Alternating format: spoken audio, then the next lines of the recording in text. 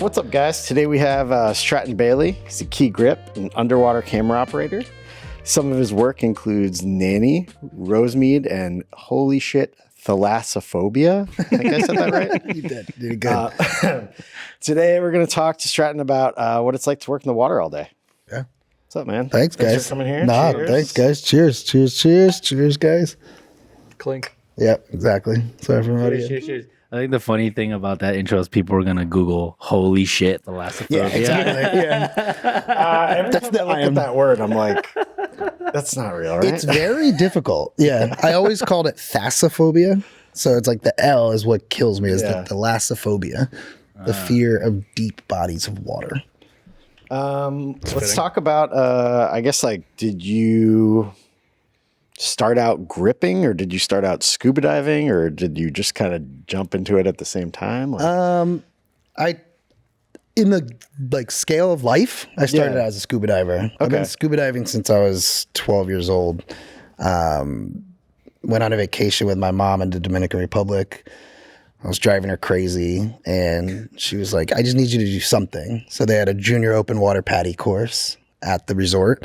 So I was like, oh, yeah, let's try diving. And the second I got in the pool for the first time, it was just, I kind of consider it like poor man's space travel. yeah. Because you get into the water and all natural sound above goes completely away.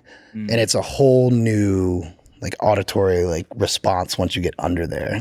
Hearing your breath, hearing your bubbles, hearing motors above, hearing fish biting at the corals. It's just like a whole new element of peace that I just kind of fell in love. And grew up in Northern Virginia and started working at a dive shop when I was 14 years old, and adventure scuba in Chantilly, Virginia. And it just blew up from there. I just wanted to dive all the time. So ended up advancing a little bit in my certifications, got my advanced certification, ended up going to Acapulco, Mexico with my mom, got that.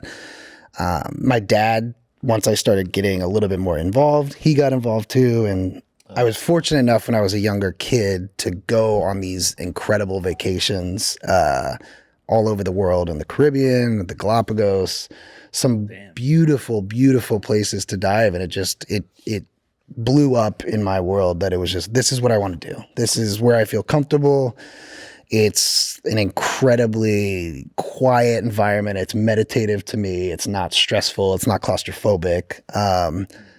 Because of pressure, it kind of feels like, I know this sounds really weird, but the pressure that comes with diving, it kind of feels like a large weighted blanket, just kind of laying on top of you once you get below the surface. So yeah. I know it's crazy. Go to sleep underwater. That's nice. Absolutely. Yeah. Well, I mean, exactly. Yeah. You may not want to go to sleep, right? But maybe a quick little snooze, a little power nap, maybe.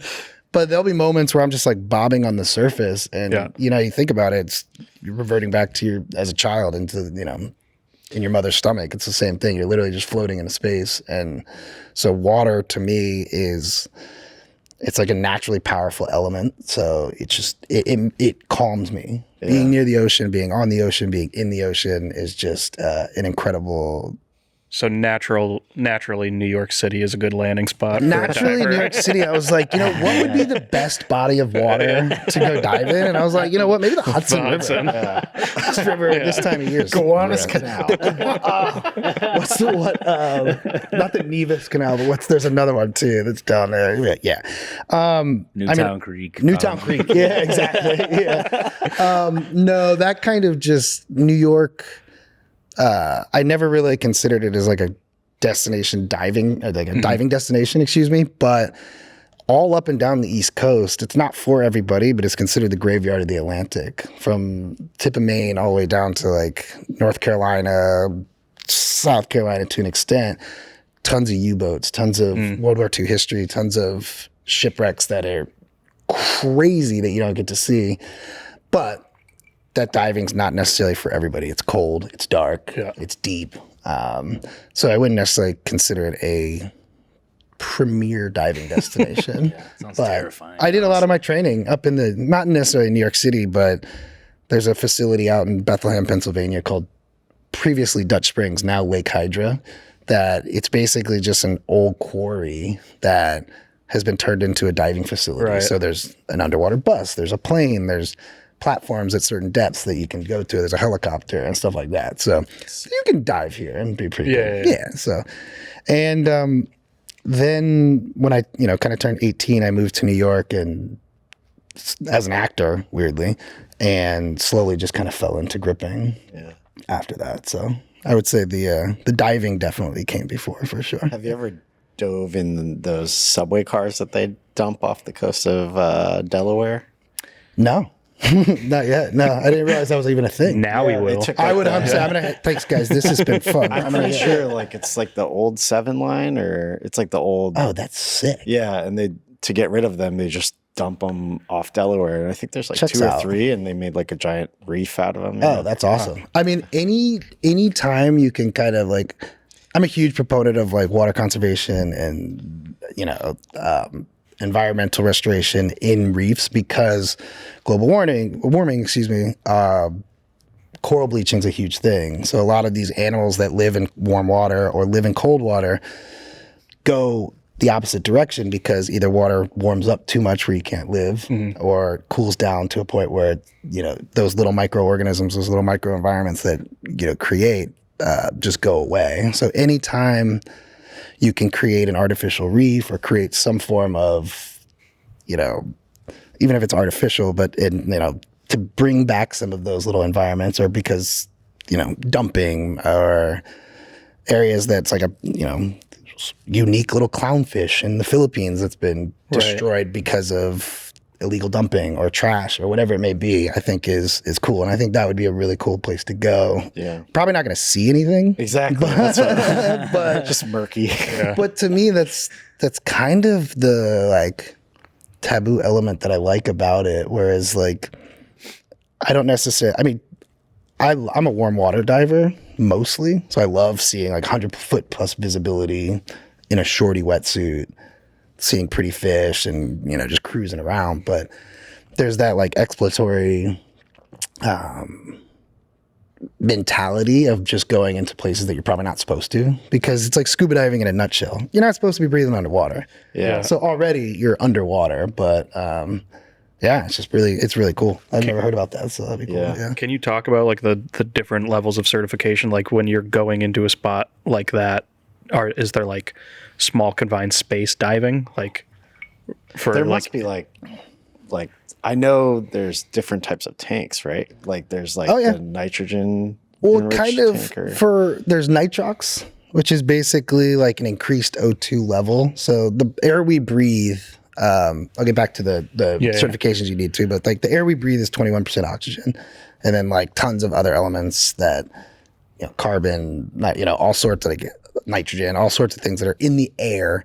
So when you go to a different compressed air like that, like a nitrox, basically what it does is bumps that level of oxygen up to like 30%, 32%, to basically increase dive time or bottom time, fatigue over multiple days of diving and stuff like that. But in terms of recreational diving, the mainly stuff that I do, you mainly use air, and like the different tanks don't necessarily affect what I do that differently, except because like a regular scuba tank is an aluminum 80, just regular tank, but they make steel 80s, steel 100s, steel 120s that help with buoyancy.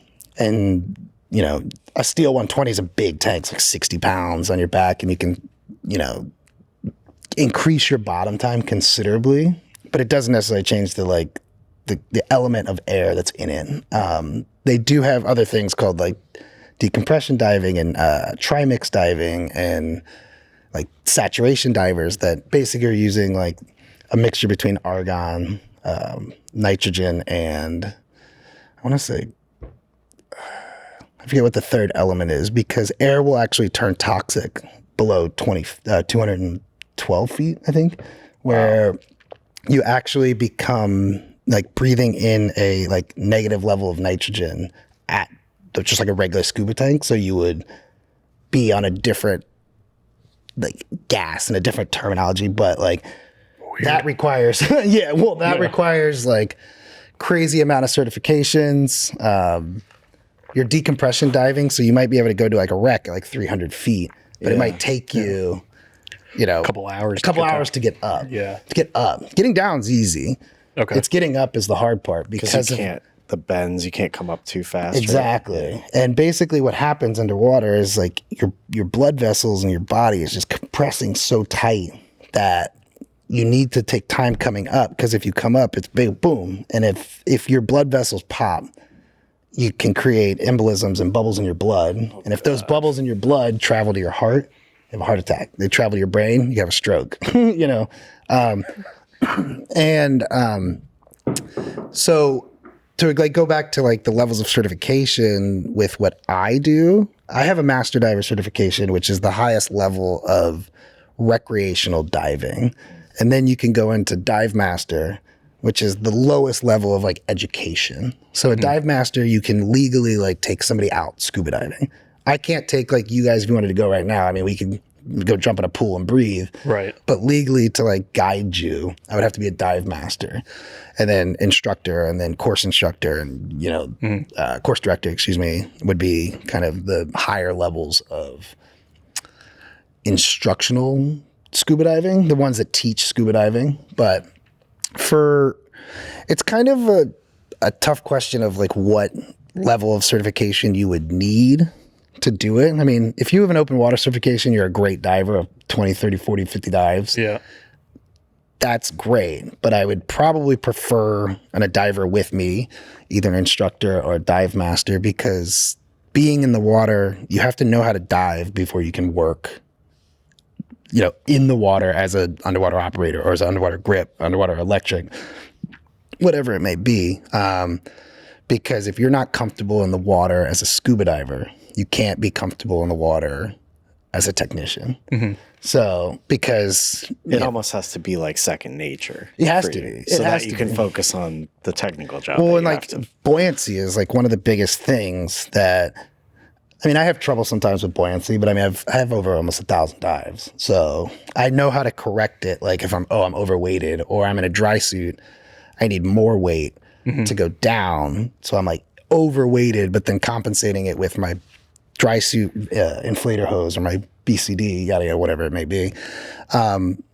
That's where buoyancy becomes an issue. So if like you're in a pool that hasn't been cleaned in a really long time, if you're not able to control your buoyancy and you're kicking up sediment that's on the ground, or if you've put down, you know, blackouts or rags that are helping take away the spill from the pool, or you're shooting into a void or green screens, whatever it may be, if you're constantly big fin kicking that stuff, it floats air under those rags. So you might spend a day trying to get them flat against the wall, against the bottom. And one big sweeping kick could, you know, cause an hour delay, right? 2 hour delay, a day delay. If it's like sedimentary, like we're just diving on Thalassophobia. We were in a school bus that was at like 50 feet of water, and a lot of the action took place in the bus. So like in the bus, it's like 30 years of sediment that's just been sitting there. So you need to kind of have your buoyancy so you can control with your breath, not your fins. And that helps a lot in diving. So a lot of people because it's not necessarily a huge community in the East Coast of underwater operators and underwater grips and underwater technicians. Everyone wants to do it. It's like, oh, I got certified. Well, it seems like you make great money underwater. I mean, that seems like something fun. And like, well, I want to do that. But I have to kind of dive with you and see your technique, see your skills, see your thing before we can kind of trust that it's like, oh, this is going to be fine. This is going to work fine, because it takes one, like I said earlier, like one full like fin kick. And that's like a huge thing. A couple of like my mentors over the years, especially in pools, have taught me where it's like, you don't wear scuba fins in the pool.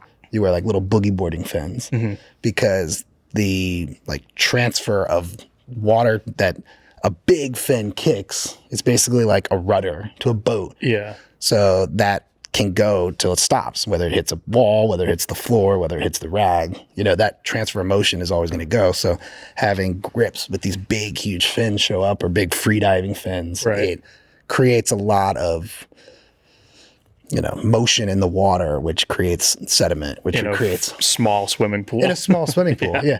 And sometimes of which, like, a lot of times what you'll have to do sometimes is kill the filtration, especially if, like, one of your vents are where, a solid, maybe you're shooting against the back wall of the deep end and you blacked out the back wall. So you're like, oh, I need to kill the vent because the vent's just blowing that. So basically you're in just a big body of water that's not being filtered. Yeah. So the amount of sedimentation that sits on the bottom, that sits in the space, multiplies, and it's crazy. Yeah. So, yeah. We were in one that was like they over milked it because they were trying to like diffuse or murk up the water. It took like 4 hours or something like that of running the filtration to like Go clear shoot it it in back a out. lake. Yeah. If you want bad visibility, don't do it in a That's pool. the thing. I don't think they did that. It was like just like whoever, like, it's like experimentation to get the right kind of murkiness. It could ruin a day. Yeah. I mean, it could ruin a whole like setup because you want clarity. And like with these digital cameras too, it's like you can do fucking anything in post. So you want it to feel a little murky? No problem. You could probably throw an overlay filter on top of it. Yeah, for sure. And then you're in a lake, or you're on Mars, you're wherever you are.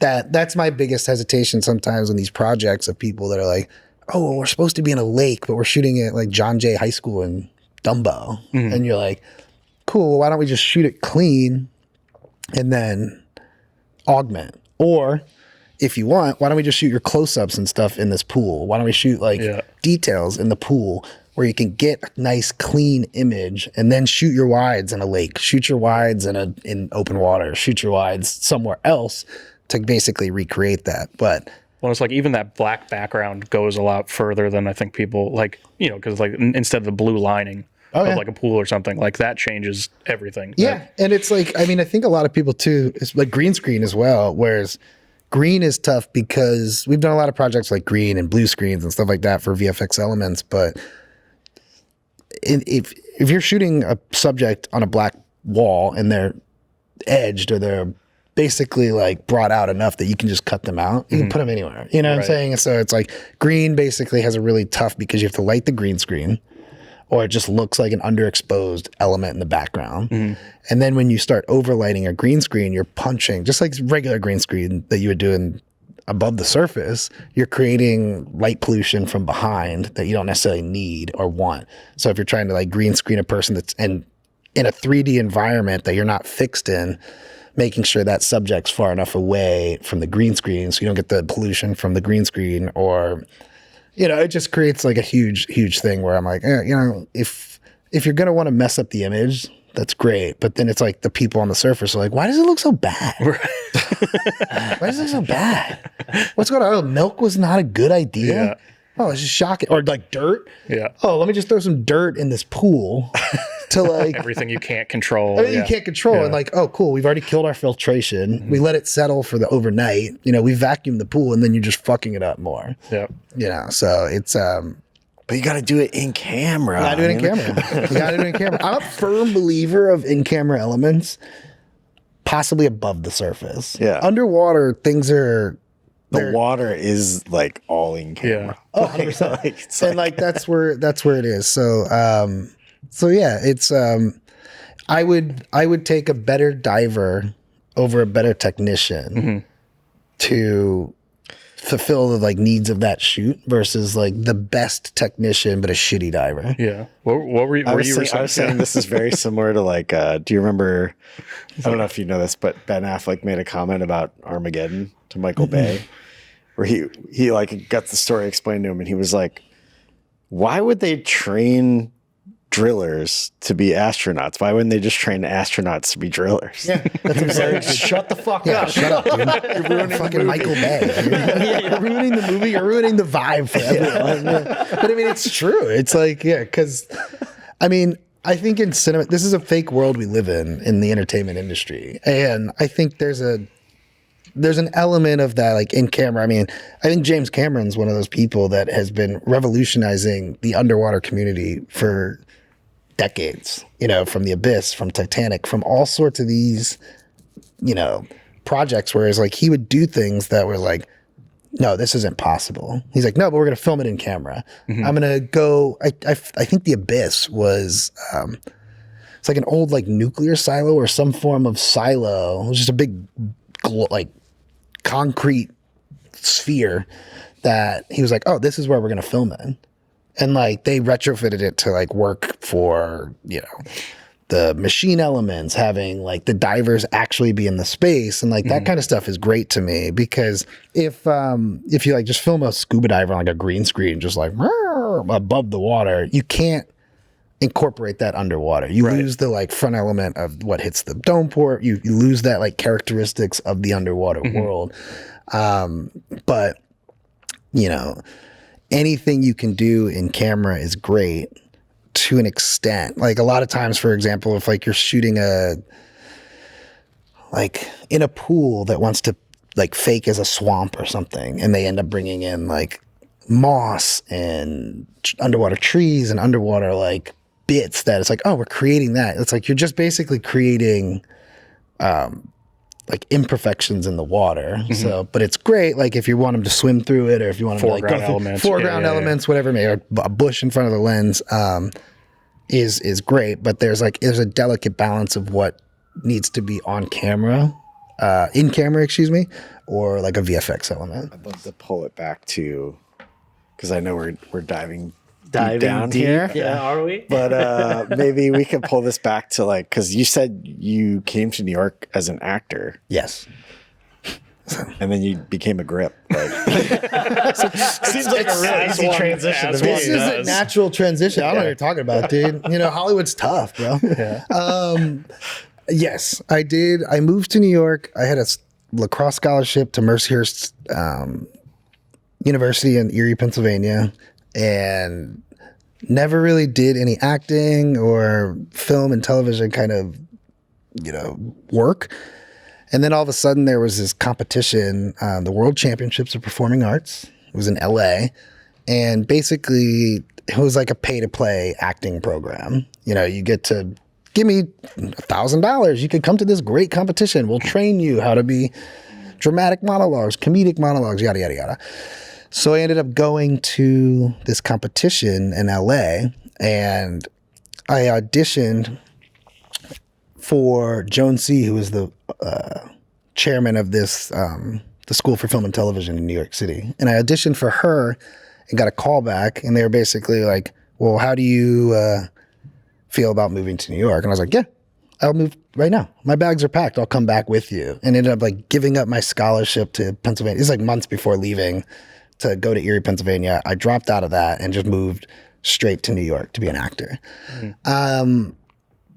As one knows, in the acting community, it's not the easiest business. And what I kind of fell in love with at this program was the process class. So it was like a process. It was basically you like filming a soap opera, but not only just as an actor. You like one person might be the boom guy, one might be the video switcher, one might be the DP or the camera guy. And I kind of gravitated towards that element of the school more. And at the end of this 2-year program, they do this thing called the final reel. And basically it's like $100,000 budget. They bring in a professional crew, and you get to go through the process of like booking a job and filming it. And like, that was really cool. And they were looking for PAs for that project. And I was just like, oh, I'll just do it. Whatever. I'll be a production assistant. It sounds cool. And I PA'd that project. And then the next year ended up coming back and like producing that project, and connected with some incredible people who were also basically attached to the NYU grad community. So I met Marty Zelnick was the first AD on that project, who basically hooked me up with a woman named Christina Voros, who basically Christina Voros is like all things Yellowstone, like the Taylor Sheridan community. She's now blown up in that like Western community. But they were looking for a body double for James Franco to get thrown in a lake in January. And I was like, oh, this Sick. Right up my alley. Right up my alley. It's it. acting. It's a movie. Water. It's water. It's cold as fuck. But they basically were looking. They hired me as that body double, like sight unseen. We had a conversation and met up for coffee. But they were also looking for a key grip, and I was like, yeah. I completely like not knowing anything about the position. Paying for a program to be a PA and then switching to body double key grip producer. Yeah, switch up, dude. Always keep them on their toes. Yeah. Bert. Never let them know your next move. No, never, ever. I mean, you said that's. I feel like that was the right. That's rule number That one. was That's rule number 100%. Like yes, and is like it's like a. Well, you are an actor. Improv. Yeah, well, it's like an improv technique. It's like never negate like a subject or never negate a conversation. Always yes and or give them something back. Whereas like I said, yeah, and I did this it was an NYU thesis film called Some People Are Shits, Darling. Rob Leitzel, I think it was his film. James was in it as well. And after that initial conversation with Christina, I went home and Googled what a key grip was. Mm-hmm. And looked it up, and I was like, that sounds pretty cool. I mean, like, I didn't really know what I wanted. I kind of was, after the final reel process, slowly realizing that, like, acting just wasn't for me. It's a very tough business. It's, like, the constant, like, you're too short, you're too fat, you're too skinny, you're too tall, your eyes are green. We were looking for, light blue. That I didn't love that like negative connotation of the process versus like tech and behind the camera. It's just like, yeah, this guy's good. Hire him. It's like, oh, do you need a resume? I mean, I've have a resume. I've shown a resume, but 90% of it is just like word of mouth. It's like, yeah, this dude's good. And then eventually you start building credits and you start building enough where it's like, oh, okay, yeah, that your name is now in that community or in that like world as a key grip. And that was basically it. I mean, I did probably 10 to 15 like thesis films, 20 thesis films, like back to back to back, because everyone at NYU wanted to be a writer or a director or a cinematographer or an editor. We're showing that, but like going through the no, it's not weird. Yeah, it's not weird. It's not weird, but like no one, excuse me, no one really wanted to be a grip or be an electric, and so I got paid like $100 a day. I was getting paid on thesis films where people were just doing it for free with their classmates, and kind of started building my skills in the gripping community that way. And I kind of I started as a key grip and had to learn along the ways of, doing things wrong, doing things where it's like a 1-in-1 crew, having to figure it out on your own, not having a 100-person rigging crew, not having a 12-man grip crew. You know what I'm saying? It's like those years were incredibly useful to like the beginning of my career, because you had to fail to like learn the right way. And I kind of use that same mentality into the like underwater community, where it's like the stakes are a little higher underwater, because like you could really hurt yourself. Not that you can't hurt yourself above the water. People do it all the time. But like the stakes are so high below the surface, but you also have to make mistakes. You have to know like, oh, I went under the water and my housing's not balanced. So like my rig doesn't feel right, or I'm not weighted enough, but I have to figure it out. I got to do it. Basically, it was like the formidable years. Do you feel like, because you were diving before you made the switch, do you feel like there's like a crossover of knowledge? Because there's at least like with diving, there's a lot of like pre-thought that goes into like you have a gear kit, you have to like maintain this, and like you need to know where all these pieces are and what they do, and then act sort of quickly to like manipulate it. That's kind of gripping in a sense. Like it's 100%, especially like you're thinking like car rigs. It's like you get the car, you don't really maybe get all the time in the world, and they're like, put the camera on the car, and you're like, most of the equipment, but you know your equipment, and then you kind of know how the pieces 100%. Flow. Like there's life-saving elements above and below the water. Above the water, it's like, oh, you do your car rig, you get a mount, like a hood mount, but you're missing, like it just happened to me the other day. It's like, oh, I got a hood mount, but they didn't send the like pro burgers for the pipe. And then you're like, oh fuck, what am I gonna do? Because you got 100 people sitting there watching you, like waiting for you to put this mount on. It's like, okay, well, I got to figure out another way. You know, I have to. And you revert back to your experience of like these things going wrong. You go back to and like realizing every single nut and bolt you have, every single ratchet strap you have, endless or hooked ratchet straps, suction cups, or, you know, little bends and stuff for like the exterior rigging of it is the same thing in diving. But if you forget your regulator, you can't go underwater. You know, if you forget your BCD, you can't control your buoyancy. You know, if you forget a wetsuit in cold water, you can't go in the water. I mean, you may be able to go in for a little bit, but like that's it. So I 100% think that like, I don't know like what came first, the chicken or the egg of did diving help me organize the grip equipment, or did a grip equipment orders and constantly doing like gear lists and checks and scouts and stuff like that help with the diving? I couldn't really tell you which one helped more, but they definitely play a pivotal role with each other and learning that experience. Because with diving, it's like I just have my kit. I'll bring my kit, and then everything else comes with the production, whether it be C-stands or ladders or shot bags or stuff that goes in the water solids. It's, you know, it's still just going to come from there. And then if you don't have these elements, the life-saving elements, you just can't do it. And knowing that you like, oh, cool, my regulator, you know, knowing that like your regulator hasn't been serviced in 4 years, and then you get underwater and you have a leak. It's like, okay, how bad is the leak?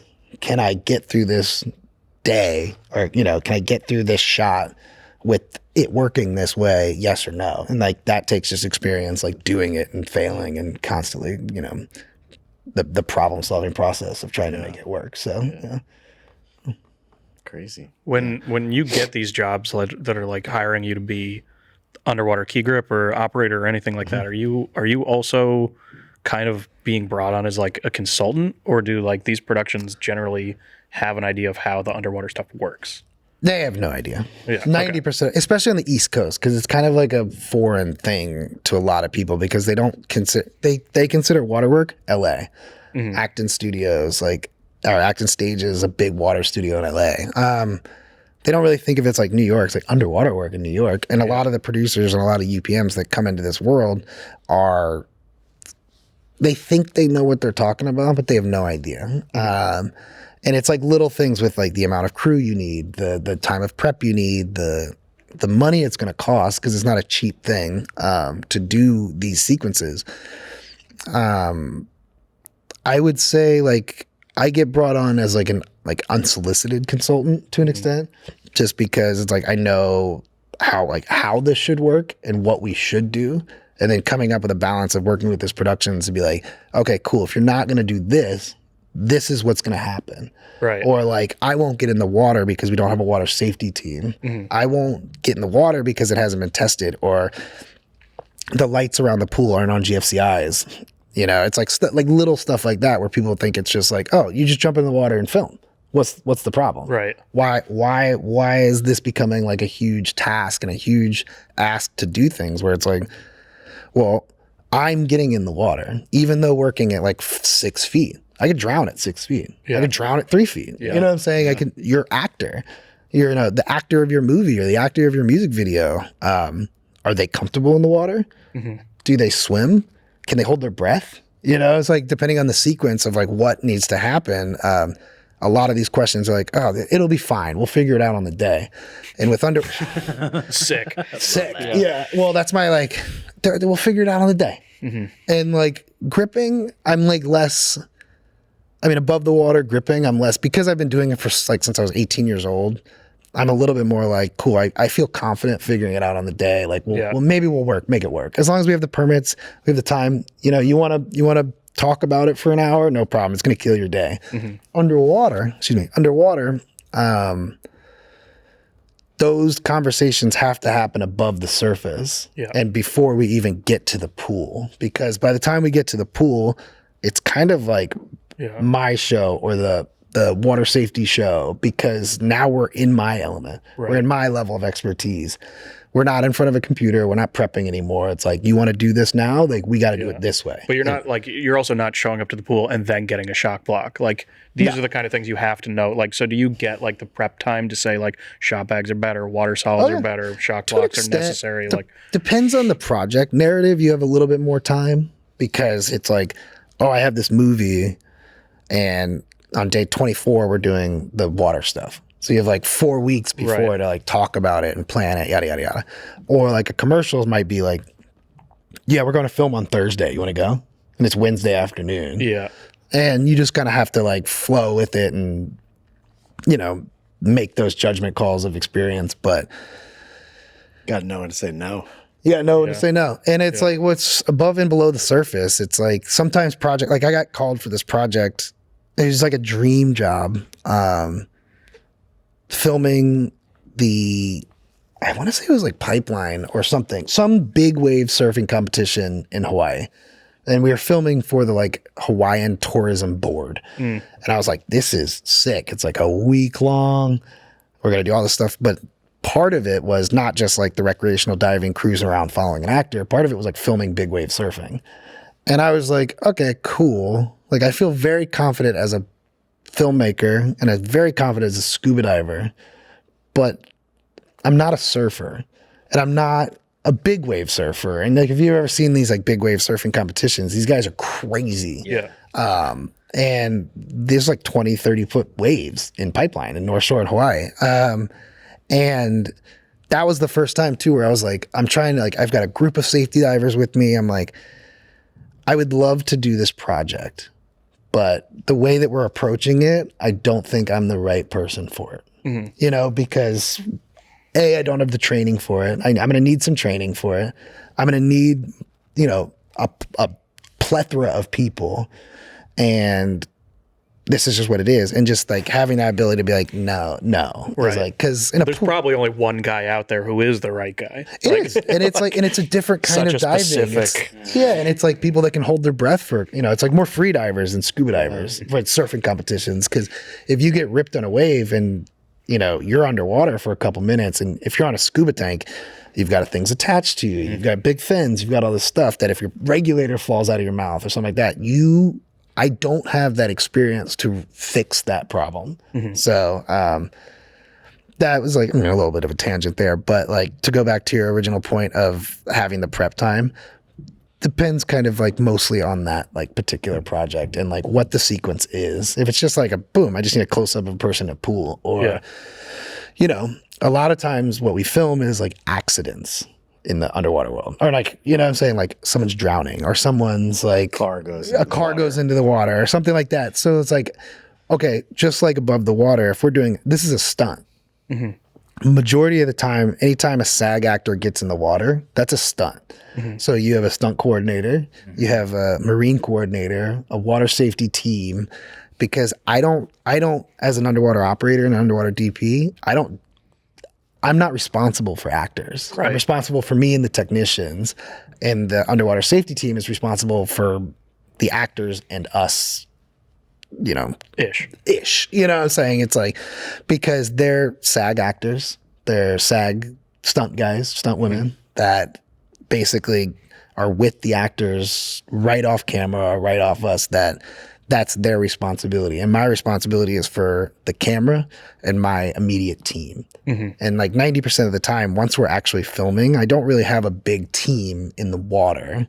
Right. Because we have already set the lighting in the pool, set the you know, whether it's a blackout or a big ultra mounts to like cut, you know, fill from the front side fill. They're at this point outside of the water, and I'll have my immediate safety diver with me for cable management. If I need to move a ladder, if I got to get into position, they're with me as like, because you always dive in pairs. You should never dive alone, no matter what, even if it's in a pool or, you know, 100 feet below the surface. Just feels like it makes sense. Well, I mean, and like mainly if you run out of water, I mean, if you run out of air, I have a secondary air source that you can't. Yeah. Vice versa, if I run out of air, if I'm not paying attention. I mean, it happened on the last film. The director was in a full face mask, which basically like you have to put on before you even get like on the surface, there's a lot of prep time that has like this full face communications service that you just rip through air, just ripping through it. And like he's on an underwater comm, so we can hear him like breathing heavy, yada, yada, yada, doing all this stuff. And I'm with a course director, I'm operating, but the director, you know, my safety diver comes and grabs my computer to see like my pressure gauge to see how much air I have left.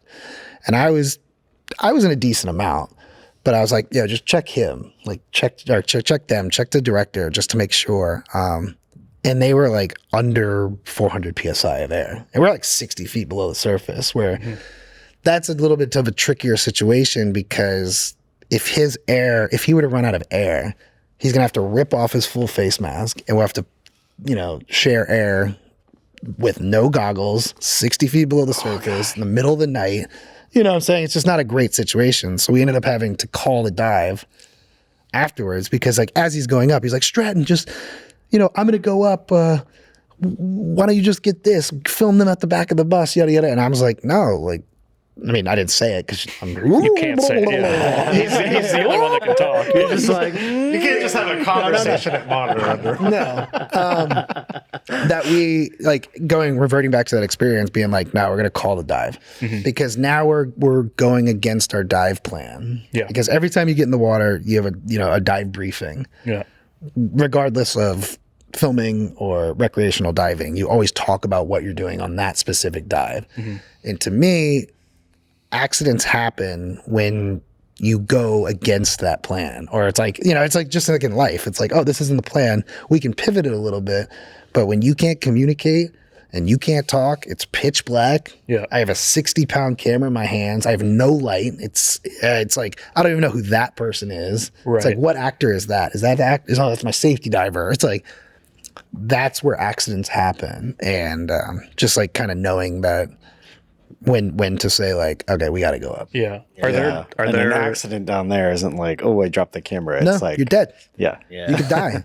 You can get, you know, decompression sickness. You can get nitrogen narcosis, like all sorts of things. You can drown. You know, it's like you can get disoriented, even, you know, and decide, oh, maybe I think I'm going up, but I'm actually going down because the silt, you know, when you hit the bottom, you go from, I mean, we had pretty good visibility in this lake, probably 40 feet of visibility. But when you get to the bottom and if you kicked up any sediment, you're talking maybe 1.5 feet. And Are there like specific like, I mean, I'm sure there's hand gestures that for like regular diving, but are there like film specific, like, no, I'm not gonna, like, I don't know. Yeah, how do you communicate with someone on your team? Because you can't talk, but like someone else might have comms. Like, what are the signals you kind of give to? As an operator, the biggest thing, especially, now. I remember one thing. Well, because you can't do like this. You can't do this. No, because this means I'm out of air. Yeah. You know, And that's like you're literally cutting your hand across your neck. this means go dying. up. Yeah. Thumbs up means go up. Thumbs down means go down. Yeah. Okay. Exactly. So, A lot of confusing elements. Yeah. well, what I'll do as an operator, if I'm having communication from the surface, I can say yes or no with the lens. Okay. So if I can't speak back to you, but like you have to work in like yes, no questions because I also can't, like I have a slate that I bring that if God forbid I have to write something down, I can write on my wrist and be like, You like an underwater pen? yeah, it's a pencil. Oh, It's like an underwater pencil, lead pencil. fuck me, right? It's like one of those things. There's like, you're like, oh, I didn't even know you could do that. Yeah. You know, Bert just defaulted to like everything's a Sharpie. He's like, exactly. Yeah. I mean, Exactly. it is. It We're really above is. the water. Well, it's like a lead pencil that like you could wipe off like a and wax, stuff like like that. a wax Yeah. pen. Yeah. But that's tough because I have this huge bulky housing in my hand. So either I have to put it on the ground, I have to give it to my safety diver, then like But communicate. that changes your whole buoyancy too. Yeah. To an extent. There's no first AC Or is you can that hand it off weighted to. by itself? That's balanced in a way where it's like Hydroflex is a huge, like wonderful company. And I'll get into like Pete Romano owns Hydroflex, like developed all these housings, developed all the underwater lighting, underwater camera housings. And it's like, because he's been doing it since like the late 70s. He was a U.S. Navy diver, started in Jaws, as like as an accident, because like the operator wouldn't do it, and then just blew up, did like The Abyss, all, Titanic, all these movies that you would be like, all these underwater sequences, especially in the like late 70s, 80s, early 90s. Pete Romano was probably lensing those. And he created these housings to be like perfectly just below negatively buoyant, or neutrally buoyant, excuse me. So that when I mean neutrally buoyant, it's like when you get into the water, neutrally buoyant, you just sit there and just nothing happens. Yeah. Positively buoyant, you're floating to the surface. Negatively buoyant, you're floating to the bottom. You're sinking to the bottom. So these housings, they're made to just like, once you get into the surface, just barely boom. Now, there's an element of that where you have to balance these housings. So they have these little weights that go on the trim legs of the bottom, or on top or on the bottom, to basically just get you there. It's like a steady cam. It's like a steady cam. Yeah. Because once you hit the surface tension, once you break that surface tension, this 80-pound housing turns into like, you can just move it with just your fingers. Right.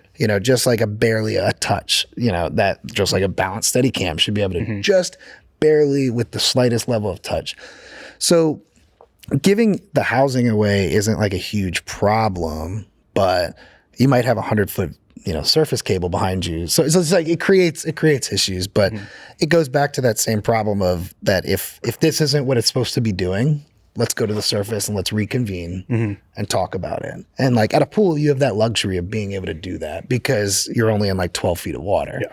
At depth, like the movie we were just doing, you don't have that luxury. So it's like, it's a process. It's a process. Yeah. It's over. The dive is done. Especially if it because you're saying like 60 feet, it's not like you can just pop up. Like, no, you're coming up, you're pausing, you're coming up, you're pausing. Like, it's like a process to get you back up to the surface, right? During like recreational diving, they teach you your 3-minute safety stop. So anytime you're at depth for a while, I mean, what is the depth? Like, is it below 20? Like, it's more time. It's like basically like recreational dive tables, and your computers and these advancements in technology and scuba tell you like, oh yeah, you have to do a safety stop now, or it's like you're going to be. It's just it's the Apple Watch that tells you to get up and walk. Yeah, exactly. So basically, what you have to do, even if I'm like 30 or 40 feet for 35 minutes, I'm building an incredible amount of nitrogen in my blood that I have to off gas before I get to the surface.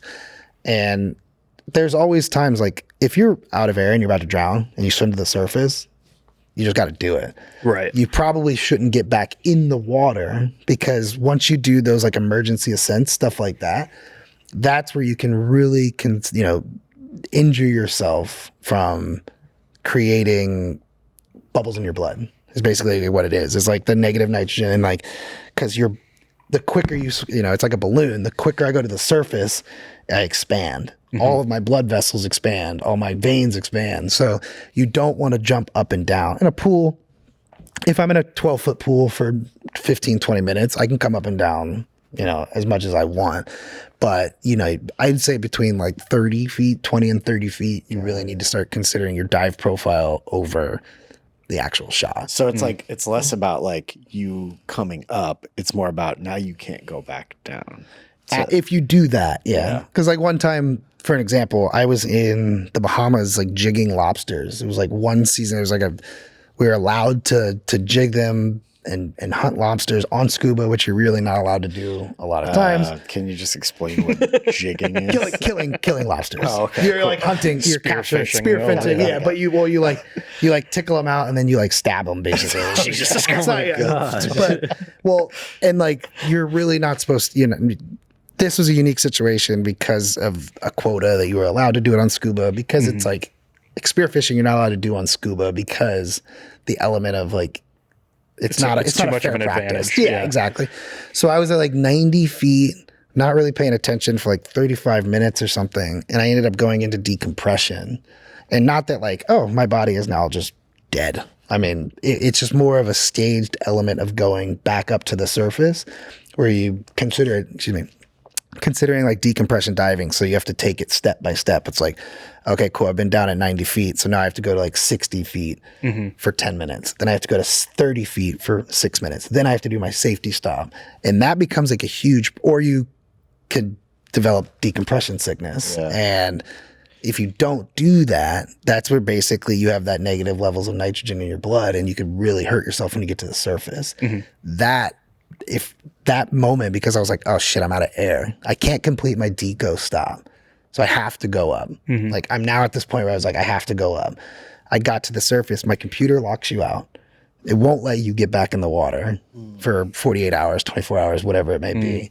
And like, you might need oxygen. You might need immediate like access to a decompression chamber. And like that to like bring you back to depth, to off gas you at the right pressure. You know, that's where it becomes like a huge problem. Because it's like the blinders on, you know, a regular film set. It's like, we need to do this. The stress, it's expensive. This is our most expensive day. We have to get the shot. We have to do this. So it's like that element of like anxiety of like, oh, I just want to do this for this. I want to deliver for the client. I want to deliver for this DP, but not necessarily being able to do it safely. Right. If it causes my life, then like at what point does the shot matter? Or if it causes the actor getting sick, or it causes the safety diver that's with me not really, like I'm not paying attention to them because I'm hyper focused on one element. Basically just being able to like, you know, make that call and stuff. So, cause it happens all the time. People's anxiety levels go through the roof on a film set. Yeah. Above and below the surface, it doesn't matter.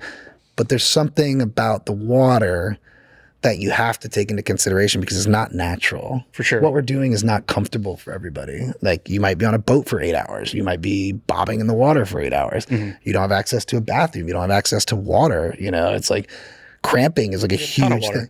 You have tons of water in the ocean. I wouldn't also like falling asleep. Wouldn't recommend drinking it. Yeah. You know, but you know, it's just like all these like kind of elements. Whereas like the beginning of your conversation, you know, your question of like, do I get enough prep time? Not all the time. Yeah. And like, I'm curious how many like ADs even like listen at that, like, because you're talking like, oh, we gotta move. It's like I'm not the one that scheduled one day for this huge thing that you're expecting. I mean, we like Thalassophobia. See, it's even tough for me. It was like one of those things. Is 4 dives, which is like quite difficult in a 12-hour day. There's a lot of diving. You know, your body is sore after it. You just ache. You're really not supposed to. We had very specific like dive profiles that we were sticking to be able to achieve that. But it's like 12 shots per dive. And you're like, you know, trying to get it, trying to do all this stuff. But like at a certain point, you're just like, I physically can't do it, you know? Yeah. We did this job for, 12 shots per dive. Like 12 takes, 12 different. 12 like setups. You should see these. Shit. I mean, I have a great picture of these storyboards. I mean, there was a ton of storyboards for this sequence. And I had to sit back and be like, yo, we can only do like X, Y, and Z at depth. This bar sequence, like close-ups of the mask, the regulator, the light hitting the ground, that has to be done at, you know, closer to the surface. Yeah.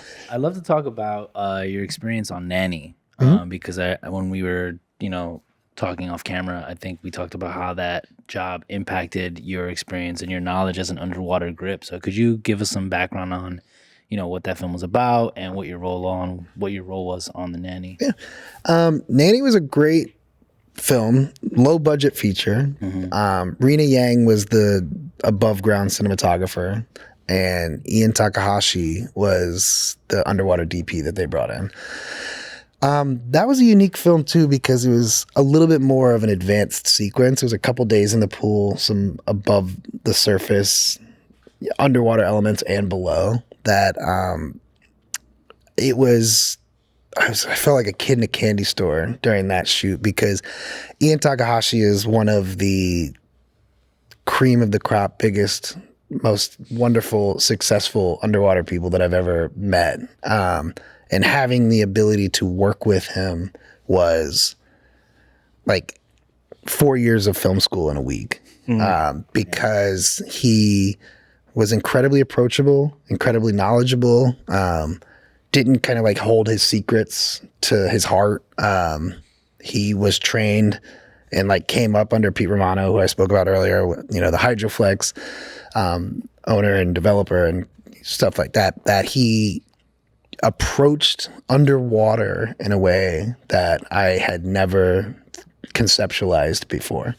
I was the underwater key grip for that, above water as well, but that was a unique situation because the sequences happened a little bit later in the schedule, but like everything, the project just didn't have any money, but they threw a lot of money at this sequence, so it kind of definitely helped. And working on that film was one of the first times that I ever was like, oh, what we do above the ground can be used below the surface as well.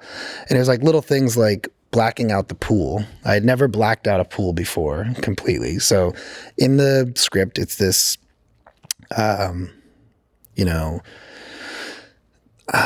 Mawatu was the actual like character. So it's basically this like ancient character that's kind of like compressing and like haunting this woman as she gets in the pool with the child that she's babysitting. It's like a pool class. So basically like, oh, they get into the water and then it's like, boom, this flashback of this little creature following them, yada, yada, yada. So a lot of the sequence happened under the surface in like a black void.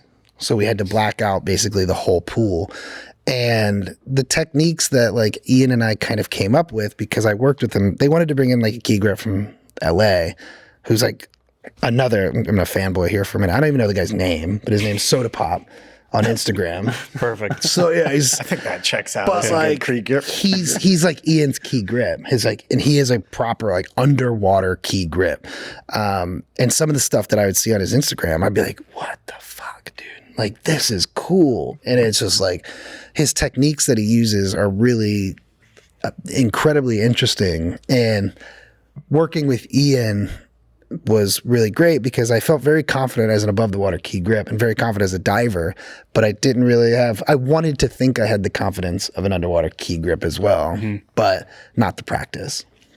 And he taught me like certain things on like how to sink water rags as opposed to, you know, in gripping, we have these things called solids. So they're basically just like black textiles. And they're almost like a fabric that has this flame retardant and chemical element to it to prevent it from catching on fire, just like would be in like a theater. So like not putting those in the water, putting water solids in the water was like a huge thing of how to do that. And then basically what he was how to properly do that, because if you put a 40 by 40 piece of fabric in the water, it's just going to literally float at the surface. No, it doesn't go down at all. That's what's crazy about it. It literally just sits there at the surface. So being able to sink those solids, this is just like, I'm going to kind of break down like in a nutshell, like what the whole process was. Getting those to the bottom was incredibly challenging. And I was like, oh, we'll just throw some sandbags in there. And he was like, no, you can't use sand. You can't use sand in the water. And I was like, well, why? It's heavy. It's 30 pounds of weight. Why can't I use sand in the water? He's like, sand disperses in the water. So your 30-pound sandbag becomes zero once it hits the surface. You know, you might get down a low eventually, but it's just going to settle. It's going to slowly disperse and dispense as it goes down there. And just like if you were at the surface of the beach, kicking up sand creates a ton of sediment in the water. So he was like, no, we're not going to use sand. We're going to use shot, metal, lead, certain types of lead that will just sink and it won't create sediment in the water. I was like, huh, it's really smart. So we ended up using metal shot bags, which, in a nutshell, created its own thing, because if they're brand new shot bags, it's great, no problem. But if it's a shot bag that's been used in the water for a while, there is a little rust that, comes out to it. So we're like, okay, so maybe if we don't have time to let the sediment settle from using these, why don't we just use workout weights or dive weights, and wrap them in black grid cloth so that they're black and they can just sit on top of there, because looking at it, you're not going to see that weight. It's going to be so dark that it's like, okay, cool. So we had to get that stuff down to the bottom, and it took, we had a day of prep, I think, on Nanny, which to me, when we were going into the sequence, I was like, yeah, what do we need the day for?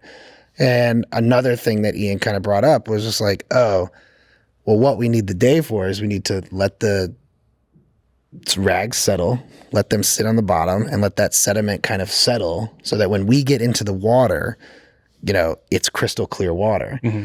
And he said that technique that like Soda Pop was doing, that Soda Pop will do is come in before the rig and before the shoot, and he'll basically vacuum the bottom of the pool.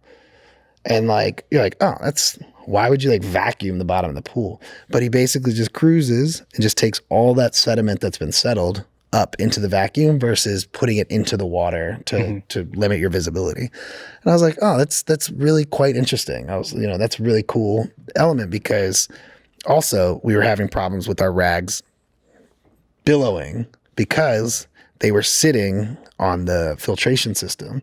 So what we had to do, we wanted to kill the filtration eventually, but the longer you kill it, the more sediment that just forms in the water.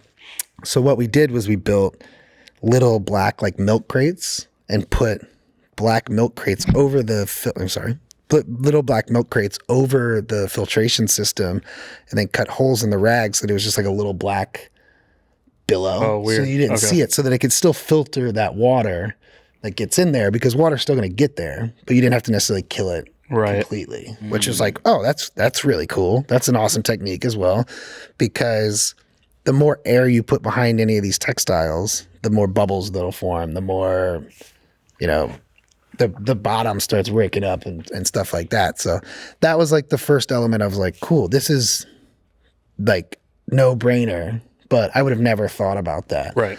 And another element was we were kind of getting into the sequence, and he was starting to film this actor that was just had to basically be a couple feet below the surface, because in the scene it's just like when she goes down, then she sees this monster, or not monster, but element of horror, because it's a horror film, that he's like, well, why don't we put I need you to go get a ladder. And I was like, well, we're gonna put the ladder, we're at 13 feet of water. And he was like, put an 8-step right here. And that was like one of those pivotal moments to me where I was like, that makes this, I don't know why, but it because there's naturally everything about you, you're like, oh, it just shouldn't happen. But he's like, well, you need to fix yourself in a 3D environment. And by putting a ladder down, whether it's you as the camera operator, making sure the lens is exactly where it needs to be every single time, helps with your composition, helps with your framing, but also being able to put your actor on it. If you're not shooting full body, put them on an weight their feet down so that they can kind of like sit on a ladder, or give them something to sit on at depth. And the safety diver, once they're ready, pulls their rig, and that's that. And I was like, man, that makes so much sense, because in water, you're constantly moving. You're never fixed, and you're never in one position. So that was one of those moments where I was like, yeah, that makes sense. And using the knowledge that I have above the water and below the surface, like, this is incredible.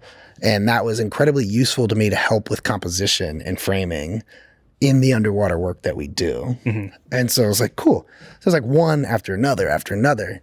And then basically what we did after that was we're filming. We try to kind of not limit yourself into like shooting into the side of a pool and shooting in the deep end, because it gives you the widest focal length that you can, versus and getting away from the slope. So being on the slope of the pool, I mean, if you see on a pool, especially being on like the downward slope of a pool, that's very hard to just sit on, because things will slide down. Rigging a ladder is very difficult because nothing wants to sit. So like he helped me figure out a way to like level a ladder on that slope to try to avoid that. Where I was like, man, all these little like details and these subtle little things that I would have never kind of thought about, because at this point in my career, I was just approaching the underwater world of just being like, oh, you just go in the water with a camera and you film it. Yeah. So how do you level something on a slope like that? It's good to know. So basically what we had on that job was like a small little piece of decking. And basically you had to level the deck. Like put one side on here, weight it down, like a steel deck. Yeah, exactly. Weight it down one side and do metal feet into like a swivel flange and basically hit that edge and then weight back up to the shallow end. So you'd basically like tie weights back to the shallow end that sits flat, and it prevents it from sliding down. Huh. Yeah. And, just weighting down a ladder was like one of them, like was the quick, easy solution when the deck, because like the deck has to be pretty specific for like this framing, but it's like, oh, we need to go over left a couple of feet. But so scouting your pool can be important too. So 100%. that, 100%. Yeah. And that was something that I was like, man, that's really wild. And that's just from the like gripping, rigging element of it. With those like those three things were very useful to me and my knowledge of the underwater work in form of like a compositional element. And then the like lighting element kicked in, where I was like, okay, cool. How are we going to light this scene? Because he approaches, he's an underwater like cinematographer. So he approaches underwater work as a light, like from a lighting standpoint as well, and a shaping like standpoint, which I was like, oh, cool. This is where my this is where my like juices started flowing, because I was like, I'm a lighter. I love lighting. I love shaping. I love contrast. I love creating, interesting elements on how light hits your face. And like, that's like where I started to do. So we got down to like the underwater lighting of it. And it was the first time that I ever worked with, I think we had a couple hydropars, like 1.2 hydropars. We had, Astera tubes. So it was like underwater Asteras. And basically we were putting like 4x4 diffusion frames and C-stands under the water to like shape the light and create contrast under the water. And then it's like, oh, cool, Stratton. So we're also, it's like a 40 feet across, whatever the pool was at that moment.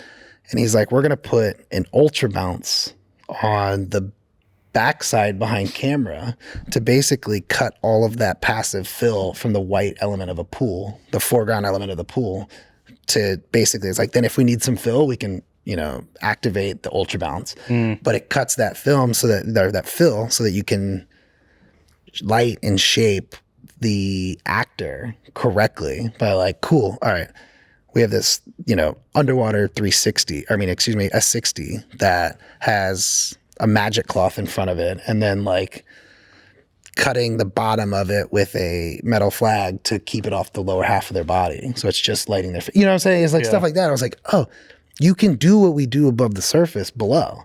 It just takes some time, and it takes like the wherewithal to actually like do these things. And that was the first film that I'd ever worked on that I was like, this is possible. This is it was like my abyss moment where I think people like, and I know it's not like the stakes were not that high, but like this was like one of those reckoning moments where I was like, you can do things in the water that I would have never thought were possible. I like that the electric side is like, you have to have all these specialty lights that are designed to go, and the grip side still just throw a C-stand in the pool. Throw a C-stand. Ladder. Well, that's like why, it's ladder, shot bags, no problem. That's basically it's more about cleaning the equipment afterwards than it is 100%. I actually wanted to ask two questions from that. Like, first of all, how do you scout a pool? Like, is it better for the pool to be empty, or Also, let's be real. If production's hearing you have to scout a pool, that's like the first thing they're like, yeah, we're gonna cut. Yeah, this motherfucker just wants to raid. Well, scouting for that movie was unique because we had, during the tech scout of the film, a pool in mind. So when we went there, Ian didn't tech scout the pool, but Rena, the DP, did. And by working like those two kind of worked the above water element of lighting and then the below the surface element of lighting. Because, for example, one of the shots was they're looking up at these kids at the surface. And when you're looking at the like top surface of whatever the pool we were, it was like horrible metal halide lights. You don't want those, shitty. Like you could see, this is a night scene, so you could see like skylights, you could see all sorts of stuff that it's like just doesn't make sense.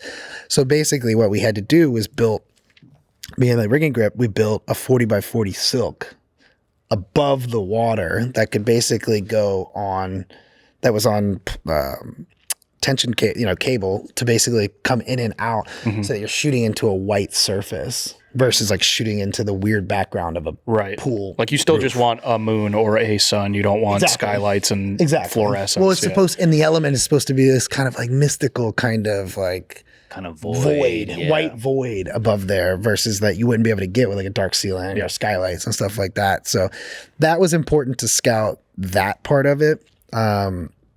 And just to see kind of what the size of your deep end is. If you're going to do underwater, having the space and having the depth to do it is really important. Unless you're shooting like a swimmer or something.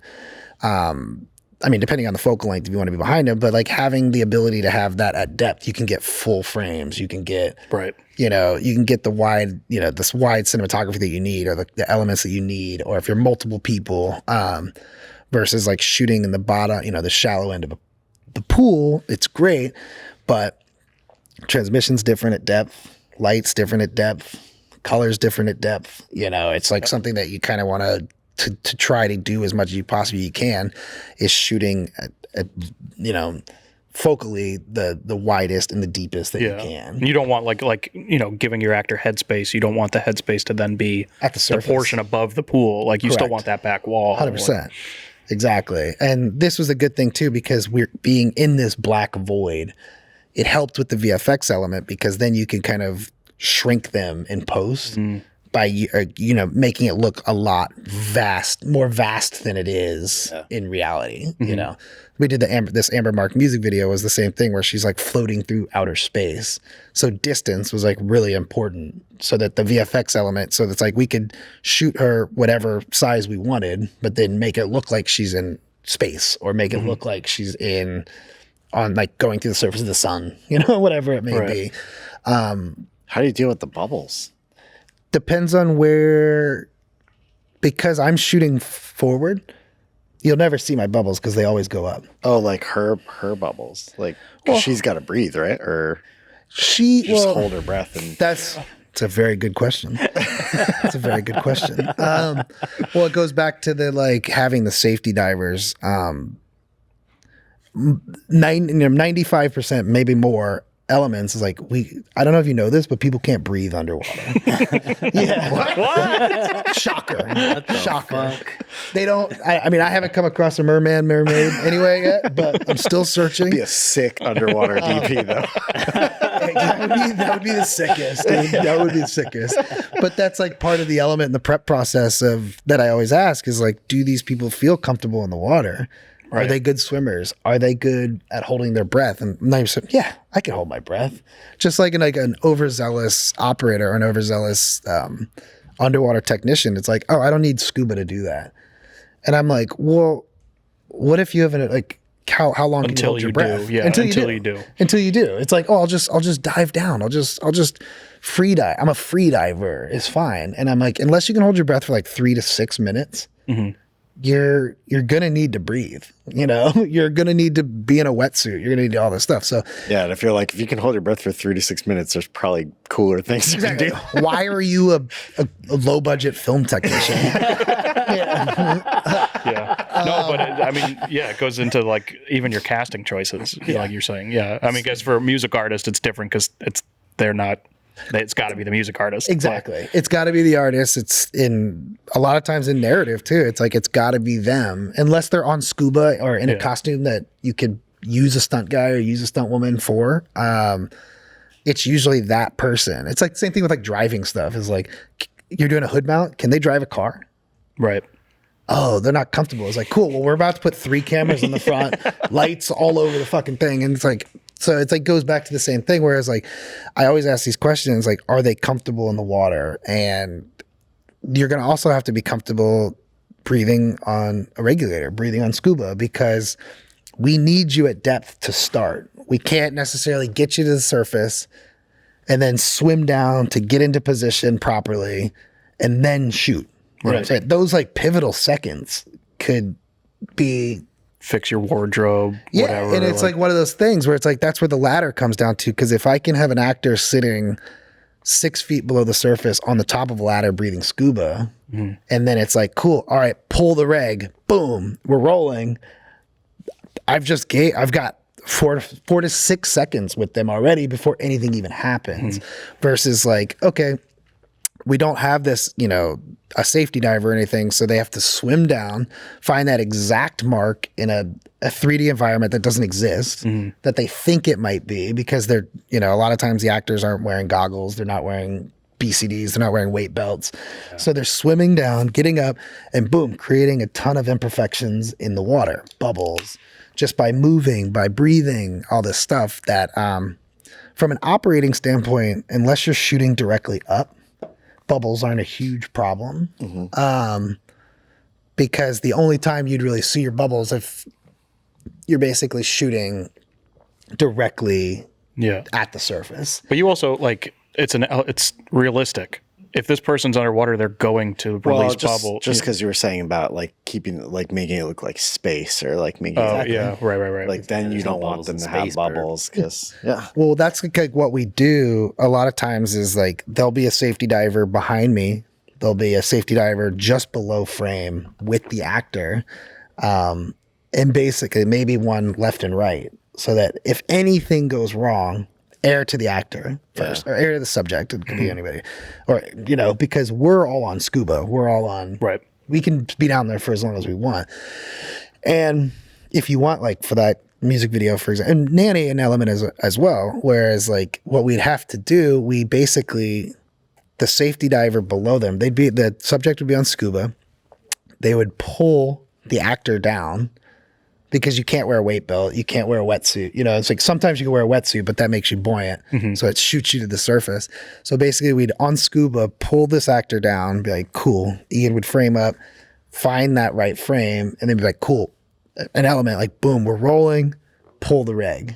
And it would pull the reg, and then you boom, you could get that like floating out. The safety diver would let them go. They'll probably most likely float to the surface, but you have those pivotal few seconds because we're swimming. It's not the easiest thing to do. So people get tired. We're just floating, chilling on the surface, but from our chilling at depth. But, actors to an extent, it's a lot of work. It's a lot of work to tread water. It's a lot of work to swim. It's, especially like probably because you're saying they can't have a suit on. So now they're going to be cold. Like, correct. Because like, you don't think about that. Like people don't realize that. And like, they always, people like take the piss out of me and like get, oh, why do you need a wetsuit in, the water's 80 degrees, 77 degrees. I'm like, well, if you think about it, like what we live on is like 98 degrees. Our body temperature is 98 degrees, 98.6, whatever it is. The medical techs kid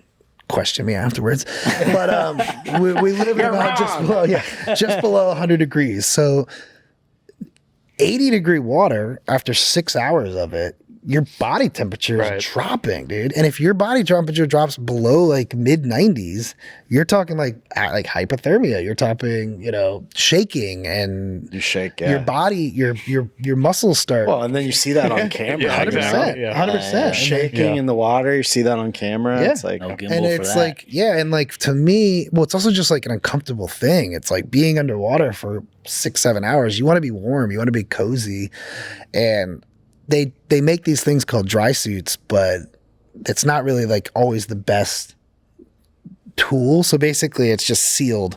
It's sealed everywhere, but you have rubber seals at your wrists and rubber seals at your neck, and you're completely dry. But it really affects your buoyancy, and above the surface, you're really fucking hot.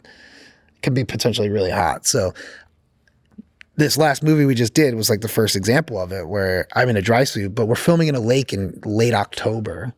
Whereas like a wetsuit would probably be a better tool, but because 4 dives, it's cold, the air temperature is in the like 50s, the water temperature is probably in like the 55, 56 degrees, that I want to be nice and cozy and warm because like my body will prevent me from actually doing my job if I don't take care of it. There's enough other things you have to deal with, and 100%. why add that? 100%. So like that's why I always wear a wetsuit, even in a pool, full wetsuit, because I'm in the water for 10, 12 hours a day. Yeah. And I'll be fine in like a 3 mil or a 5 mil wetsuit. and gloves and booties and stuff like that versus, somebody just shows up in a bathing suit. Yeah. Is like my biggest thing too is like these technicians that show up and they're like, I'm like, well, do you have a wetsuit? No. Do you have short fins? No. But I've dove in Grand Cayman, so I'm a good diver. And you're just like, okay, well, like we're going to be in here for a while. This isn't like your regular recreational diving where it's like we could be in this water. The last thing we was doing, I was in the water for 10 hours. Like 10 full hours. Straight? Had a lunch. Yeah, I mean, had a break for lunch. I thought you were going to say I had a lunch in the water. But I mean, coffee in the water. Because it's like the transition of in and out It's a pain in the ass. in the ass. It's You gotta like, wait 30 minutes after you eat. exactly. Yeah, it's just too much. floaty with crafty. But if you're in the water, if you're in the water, it's fine. Yeah. But it's also some of the most, it's like the surface temperature is different than below the surface. So you're actually cozier in the water than coming out.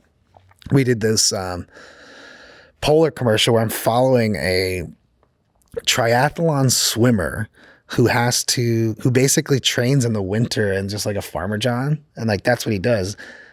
It was like late November. The water is almost in like the 40s, like high 40s, low 50s, but the air temperature is high 30s. And that's where it's like, oh God, like I don't want to get out of the water. Right. I feel way better in the water. Yeah. So that goes into like, we can get into that about the, things and techniques that you need and safety equipment that you need on location versus. Actually, yeah, I'd love to actually talk about like because you're saying you have a kit. So like, what are the things that you're coming with all the time? Like As a scuba diver? If you were coming as like an underwater grip or like, what are those things that I would you're bringing? most likely I would probably recommend you own your own equipment. Because like owning your equipment, if it works, it's comfortable, it fits you, the size of your fins, the size of your booties are really important. So It's not like a harness and a lift. it's not like, it's like a universal production, thing. Yeah, production would provide that usually, but it's Also like, if you're like, oh, I need you to go pick up a BCD, that production's probably going to task, a PA that knows nothing about scuba diving. And They they get the cheapest one. They get the cheapest one, and it might not fit. It might not work. It might fail. So is there also a rental on that equipment? Or is that part of your, like you're the underwater guy, so that's whatever? What I come with is my rate to just jump in the water, and then my personal kit. So it's like I get a kit fee for BCD, which is your buoyancy control device, which helps you. It's like basically like a life preserver that inflates and deflates. A regulator, which is what you actually breathe on, that attaches to the tank. Wetsuit, fins, goggles.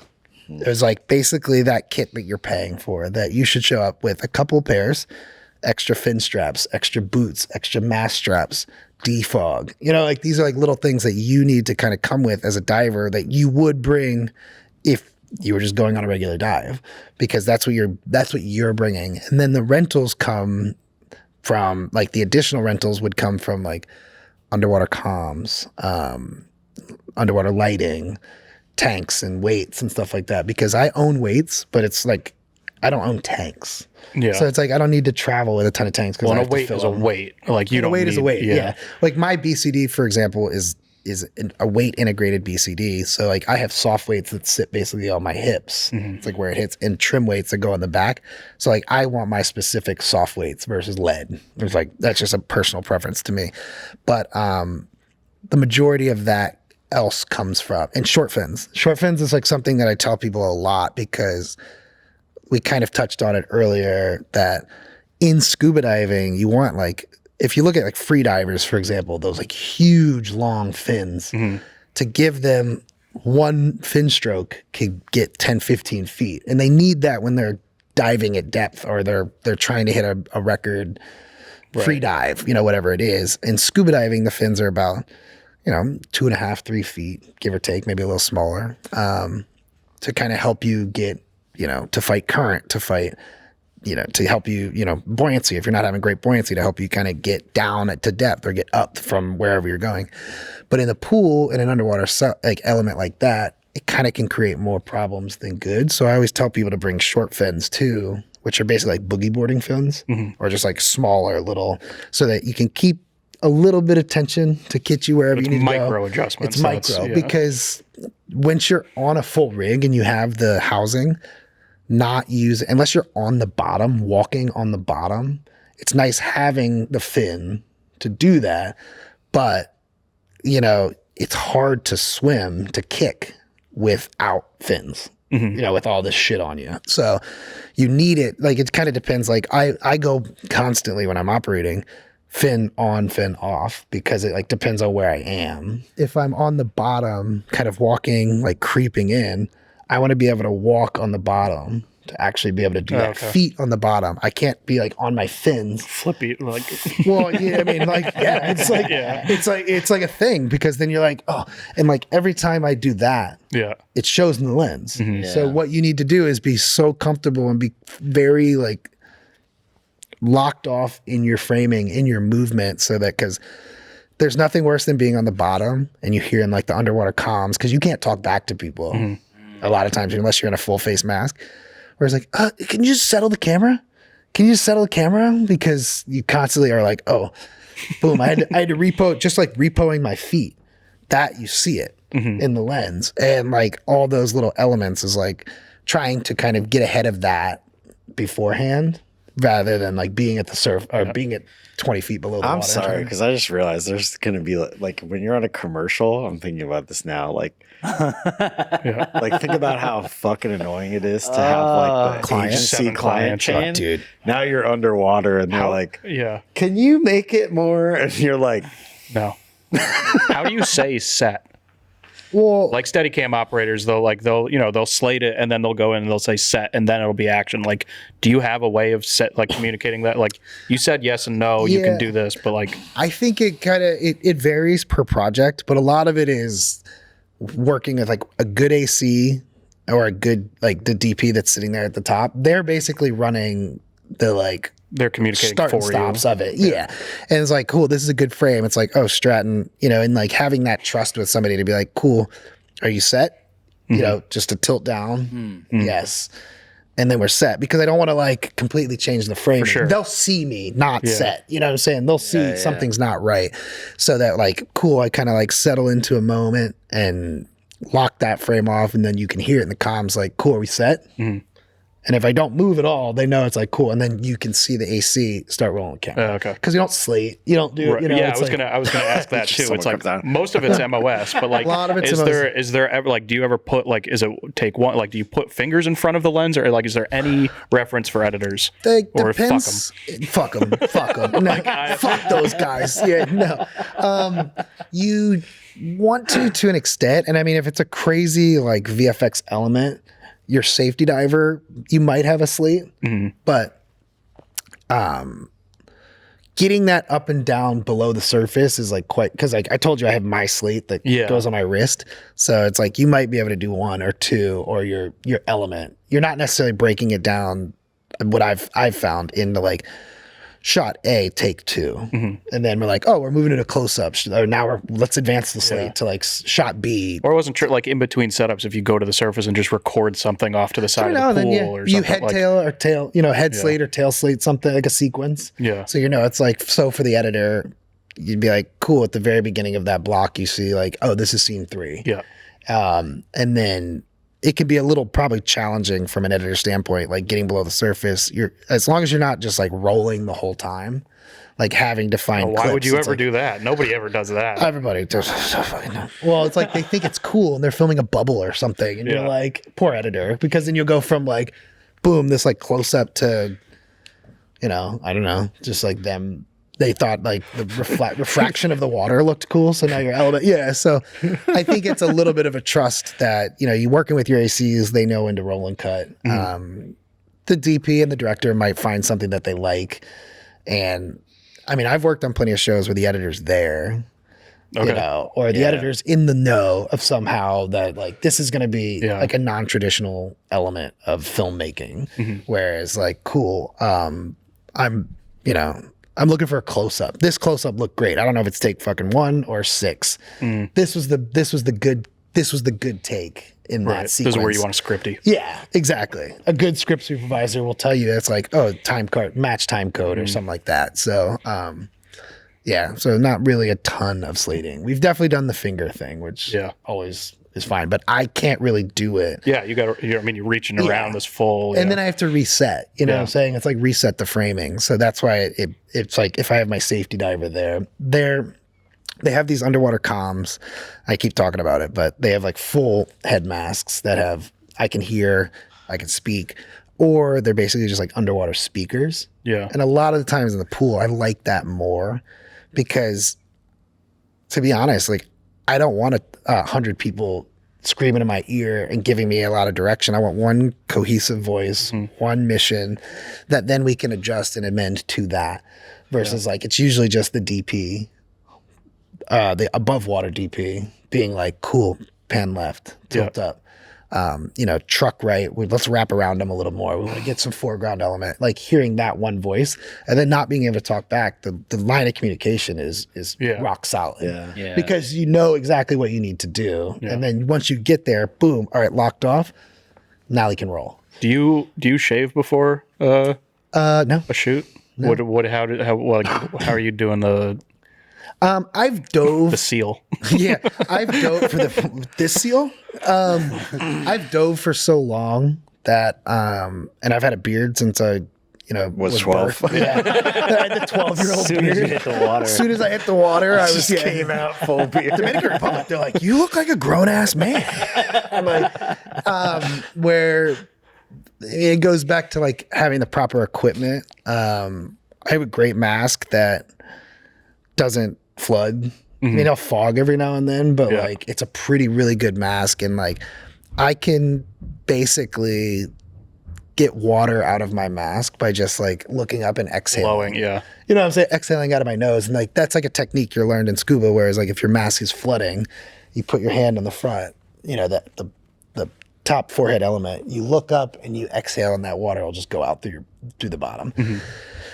You got to be very comfortable to like do that because it's like not a natural kind of thing. Right. So, and that goes back to that initial like kit conversation where it's like, I have a top of the line mask because I can't have it fogging all day and I can't have it flooding all day. And, a little bit of like Vaseline or, something that like help create like a little bit better of a seal helps. Sure.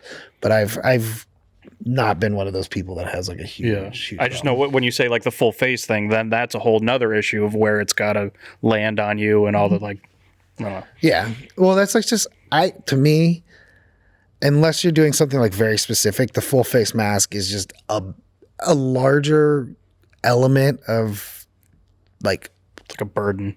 Yeah, exactly. That you don't really need.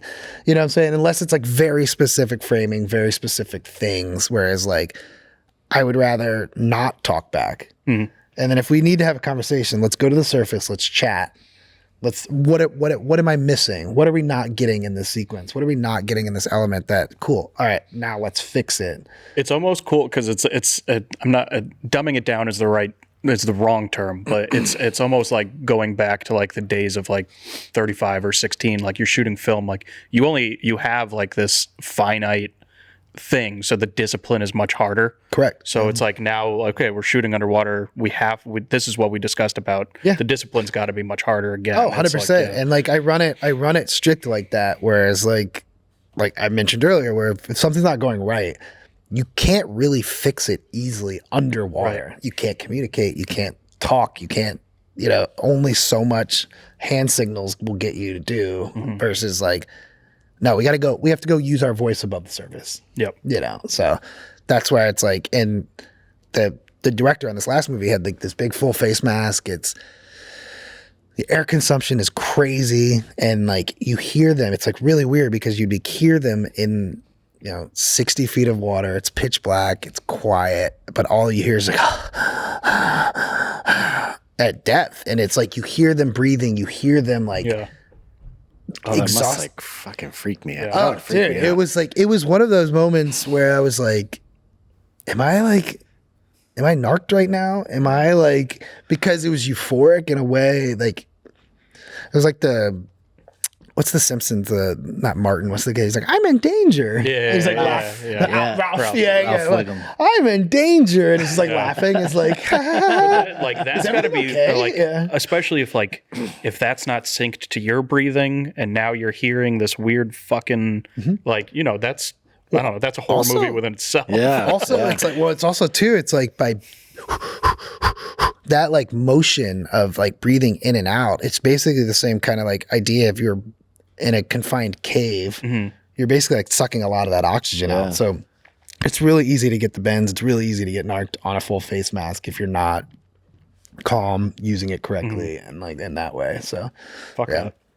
fuck that. Yeah. I'd like to talk about some of the maybe less professional ways of getting like a water shot, and I am strictly professional. something that we always see is the fish tank. And it's been discussed whether or not the fish tank is legit or not, and I love to hear your thoughts. Can you go to Panavision and rent a fish tank? You cannot. You can go to your like local pet store and rent one for the same price as long as it's sealed. I'm having the experience as a key grip, knowing like sometimes it's like what I have, like the right tool for the job, and like that takes a lot of time knowing like what I need for this particular element, whether it be like the right stand, the right light, the right flag, whatever it is, translates in the water too. That a lot of work, if it's above the surface, or if it's just a lot of times like what they want is just like bobbing at the surface. These housings are really heavy. So, and they're meant to be submerged. They're meant to operate below the surface, not on the surface. So they have, I'm going to get to the fish tank, because to answer your question, it's like, if that's what the shot requires and that's what it needs, great. If like all of your work is above the surface, or just breaking the surface, that might be the best tool for the job. But I would recommend putting it in a splash bag and then putting it in the thing, because you don't know what's happening if the actors are splashing or whatever it is, putting $100,000 in a Someone fish lets tank. go. Somebody lets go. Well, it's like pretty buoyant to an extent. But like the elements of the water getting in, I would be like, oh, let's put it in a splash bag and either shoot at the surface with a splash bag, or if you want to do the fish tank, if you have zero money, then that's what we can do. But you got to kind of run the risk of blacking out the top, because if you are illuminating the glass that you're filming through, that creates a focal problem. Right. That, water getting in is another issue, that people don't realize. But it might be the right tool for doing, just because I get calls for just not underwater work, but like breaking the surface or just below. Like that's a great little tool if it's just like, what I'm saying, like above and below the water. But if they're thrashing, if they're, stuff like that, I wouldn't necessarily recommend the fish tank, because what they do make is like, it's like hard to explain. It's like basically the bladder of a BCD that's a like platform put on top of it. So you put it out, they shoot it out the back, and you can inflate it so you can rest the housing on the surface basically, or deflate it and just bring it just below the surface, which that element to me is a lot more useful, because what'll happen is like, cool, you're getting all these cool shots, and then it's like, hey, Stratton, if you don't have that, or if you don't have a fish tank, it's like, can we just get some surface stuff? And that's where my framing and composition goes out the window, because you're holding a 70-pound housing. Yeah. If you're able to stand, and you're great. trying to be, you're trying to stand. If you're at depth at the surface, it's very difficult. If you're at least able to kind of like stand on solid ground and mount this thing, or like hold it on your hand, that's one thing. But it's that's where it's like the first time it's like, can you settle? It's a little shaky, or it's a little thing. And I'm like, yeah, well, this is not what it's fucking for. Right. You know what I'm saying? It's like, this is not the element. Like, this is not what this is. This is not the right tool for the job. Yeah.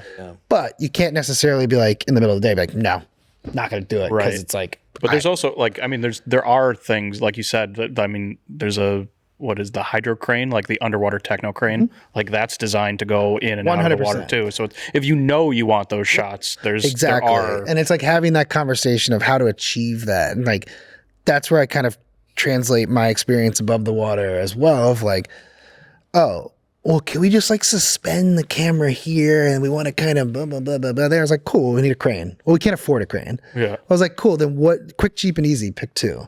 What would you like to sacrifice at this point? Pulley with a rope, extended out over Exactly. And it's like, what's like one of those things too, where it's like when I try to tell people, it's like, if we're going to do a lot of surface work, having that float, Air Sea Land is a big rental house here. They have one. And Ian was the first person I actually watched. I'm fanboying on Ian. I apologize, Ian, in the future. But he was the first one I saw this too. It's like basically a dive rate bladder that you just literally sit a piece of wood on and it's attached to a buoy, basically a buoyancy control device, basically like a life vest that can boom. Okay, fully inflated. It sits right here just above the surface. You can get all that great breaking the surface. And then it's like, oh, cool. You want to break the surface a little bit?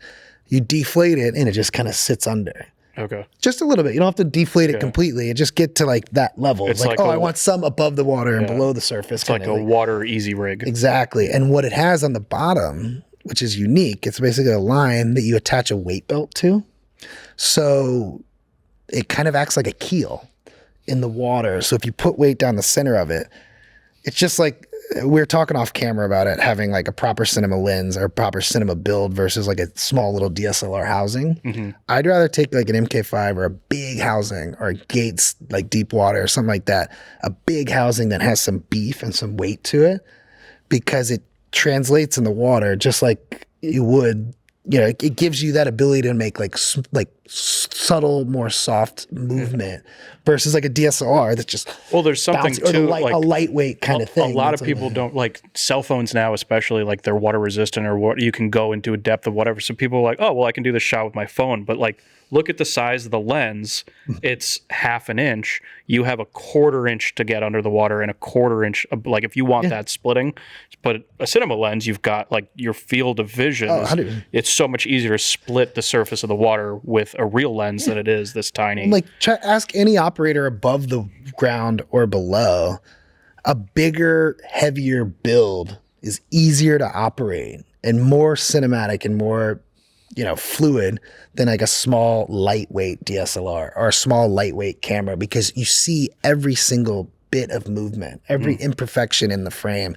You see it on a smaller frame versus something that's heavy set that's like, it just moves a little slower. You're able to hide subtle movements in it and subtle imperfections in it, having something bigger than you would just like a small little GoPro that I'm holding like this. You just like, as opposed to a 60-pound camera that I can't physically do that. Right. It's not possible. Yeah. So to answer your question, fish tank, I've done it. I'll do it again if I have to. but Panavision's not going to be Panavision ain't going to do it. Panavision ain't going to do it. Hydroflex ain't going to send you one. No. But it's like, it goes back to kind of like the element of the right tool for the right job. And like, maybe that's the right thing. And if it's like breaking, and like that's where it would be is like, to me, is like that breaking the surface kind of element. Yeah. And if you're not going to use like a big camera. What'd you call it? The cinema tank before? Or what, like the cinema tank? Yeah. No. I'm not 100% sure. Yeah. Yeah, you can rent it at PetSmart. Oh, yeah. Exactly. Aqua Oasis. But yeah, I mean, it's like anything in the tech world and anything in the film world, the right piece of equipment is the right thing at the right time. And it's not always necessarily, everyone's going to sit there and question you and like on Instagram or on social media, wherever it may be, and like, I would have done it differently. But you weren't there. That's you weren't the thing. there. Yeah. You don't see, if you see the photo on Instagram and you see like that, you don't see the context or you don't see like what they did to get to 100%. that. Right. Well, you don't, it's like, that's why like behind the scenes photos, I love behind the scenes photos because you can actually like get those haters. I mean, I'm not. You love getting the haters? I love haters. But it's just funny. It's one of those things where it's like, you have no idea how we achieved this sequence. Yeah. So it's like, cool. You think it's easier? What would you have done? Right. And it's like X, Y, Z. And like, this is what we did to achieve this. And a lot of people's like, oh, that's what you did. Oh, that's how you had to do it. Oh, that's what it is. Because it's easy. It's easy to be a bully behind a screen or be a bully behind a computer. It's also easier to like, always in the past, it's easier to like like when you're talking about what you did to get there, you're like, oh, I could have done this, but it's like in the moment when I'm doing it, like this is how we got to that process. It's like, once I reflect on it, I'm like, there's a way better way to get there. But and like having a good have like 6 people screaming at you, and then you're like, so step 1, shut up. Shut up. Step 2, shut the fuck up. Well, and like having like a crew around you is really important. Like having like a dedicated safety team and a dedicated like team that you work with and constantly is like really important for like the workflow of elements. Like I have a small little group of people, like operators and grip and electrics, that like, because it's not a huge community here in the East Coast, and you know I'm based out of New York City, so it's like it doesn't really like we get a handful of the jobs compared to like LA, Miami, like and Hawaii, and all these other places. And even then, it's usually just a couple days. Like it's a couple days, it's not exactly. a whole shoot. Or... Nope, it's not a couple days, exactly. And like, there's a huge water tank in Dominican Republic that I think it's Pinewood, that you know where you can go down and shoot a sequence for 4 weeks, have 100-foot techno cranes on either end of this infinity pool and shoot it like really well. It's like you're in a pool in Queens. Yeah. And you got to figure it out. You got to load it in. You got to do all the stuff. It's like, so it's, it's pretty cool. Has there ever been like a time when something maybe has gone wrong and then like, has there been a time that something has gone wrong and then like, I guess tell me like why it went wrong? In life, things are, life is not perfect. Things go wrong. Absolutely, yeah. Yeah, I don't really know that or not, but figuring it out still. But I haven't had like a ton of accidents just because like, okay, technical issues like maybe the housing, like the surface feed cables not reading to the the port or whatever it is. Those things can you can overcome. But the worst accident I think we ever had was on a project in Maine, in Jonesport, Maine, where we're filming this underwater sequence. Basically, they're like rowing a boat to and from a lighthouse.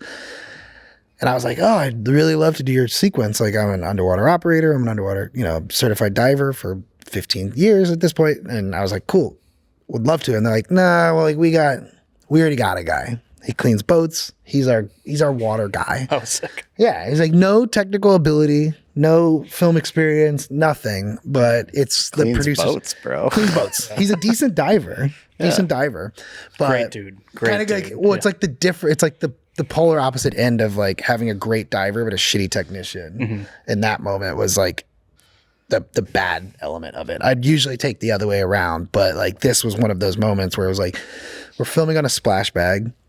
We had an Alexa with master primes. What is a splash bag? It's basically just a like splash bag is basically like a zipper, plastic and a zipper. You have a dovetail in it. It could probably, so basically it's like a dovetail in it, a industrial plastic bag that you zip closed, and it has a plastic dome port on the front. So it does like great work, like going back to like what you're saying. It's like if you were doing surface work or if you were doing just breaking the surface, it's a lot lighter. It's a lot easier to maintain. But there's no top handle. There's no side handles. It's not the best tool. And what happens is when you seal these housings up or these splash bags up at the surface, you trap air in it. And basically what happens when you break the surface, that air needs to go somewhere. So there's little valves and ports on the side that you can basically deflate or, you can't inflate it, but you can deflate some of that air that's at the surface. So you need to get that so that it gets it basically compressed at depth so it's not pushing that air out. This guy didn't really have the knowledge, didn't really have the experience of film and working with this specific splash bag and the specific underwater element, that we get down to about 12 feet of water. It's brackish water. It's dark as fuck. It's cold. We're filming the rowboat. We're basically filming under, looking up at the rowboat. And I can see the housings like engorged basically. And he has the purge valve open, trying to kind of get some of the air out, but he's basically pushing on the sides pretty hard. So you see like bubble, bubble, bubble. And then all of a sudden, poof, it was like this really big air bubble.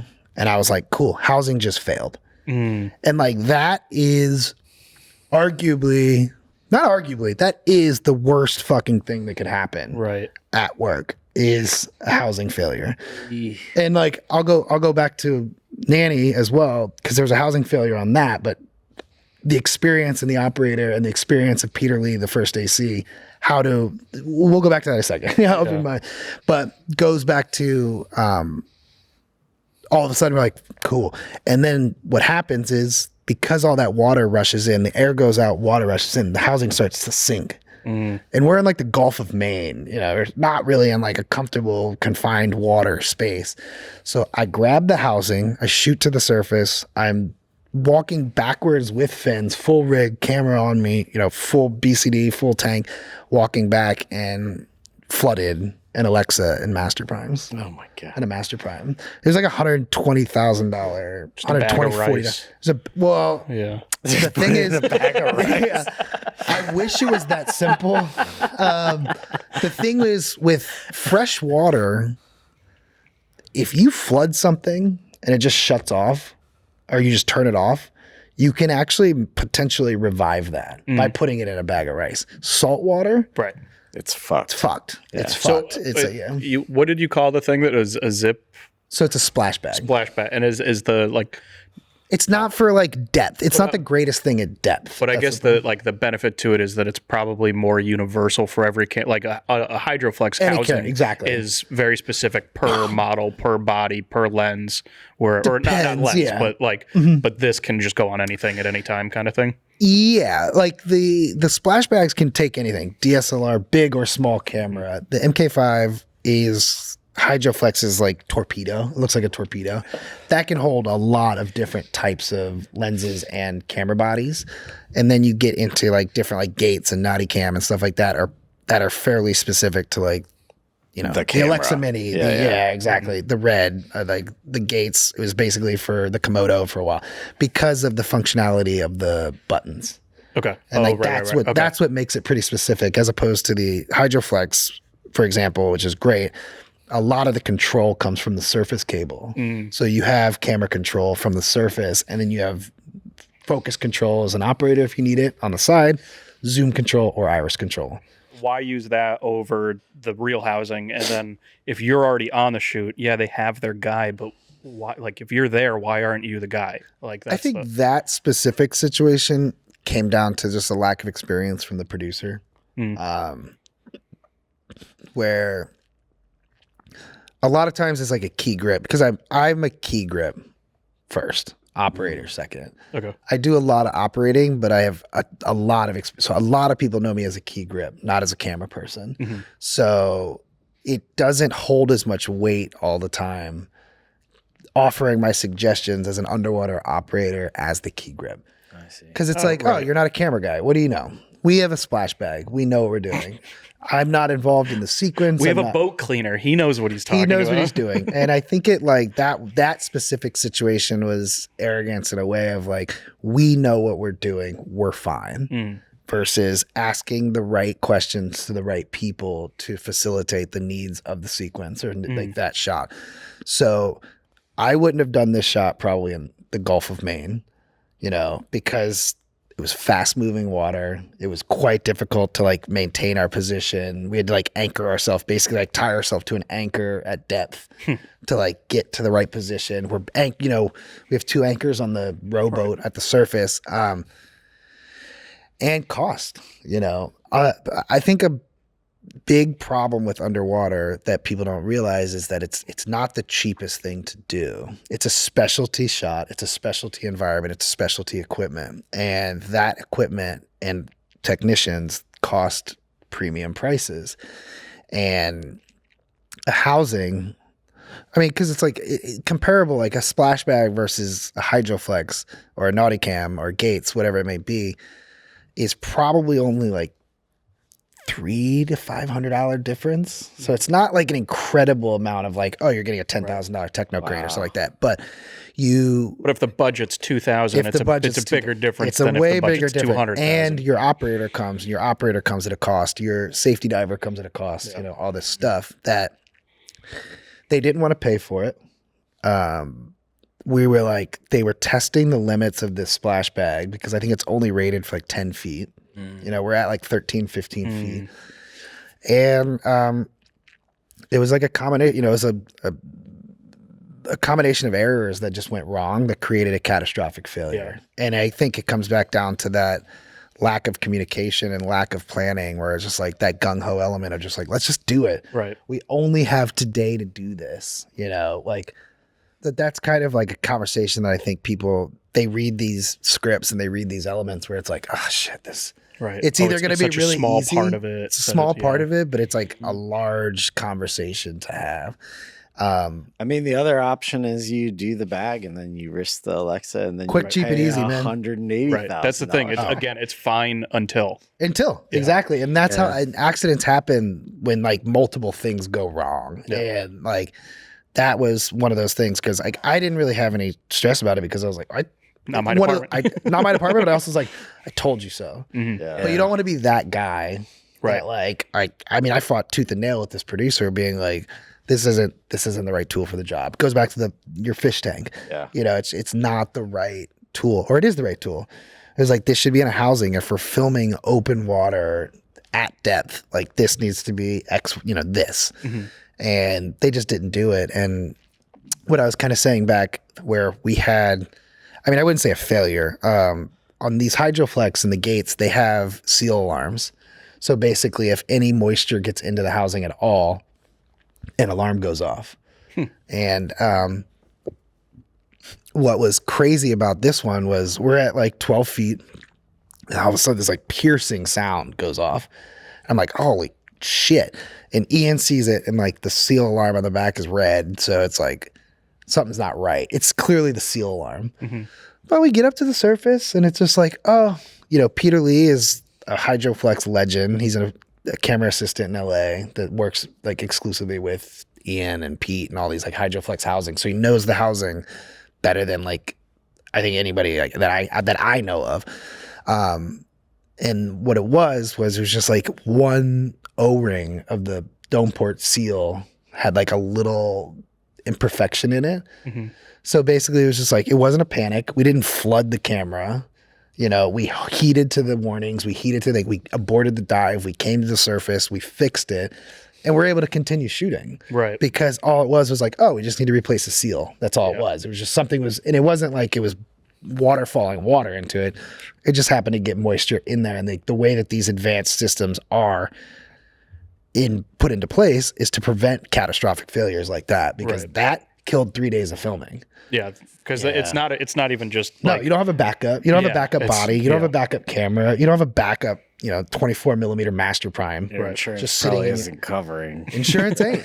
I mean, it's gonna take a minute. It's gonna take a minute, and like we got to the point where we were like, I mean, we were a little young gung ho earlier on in my career, where we're like taking the Alexa apart, trying to dry it.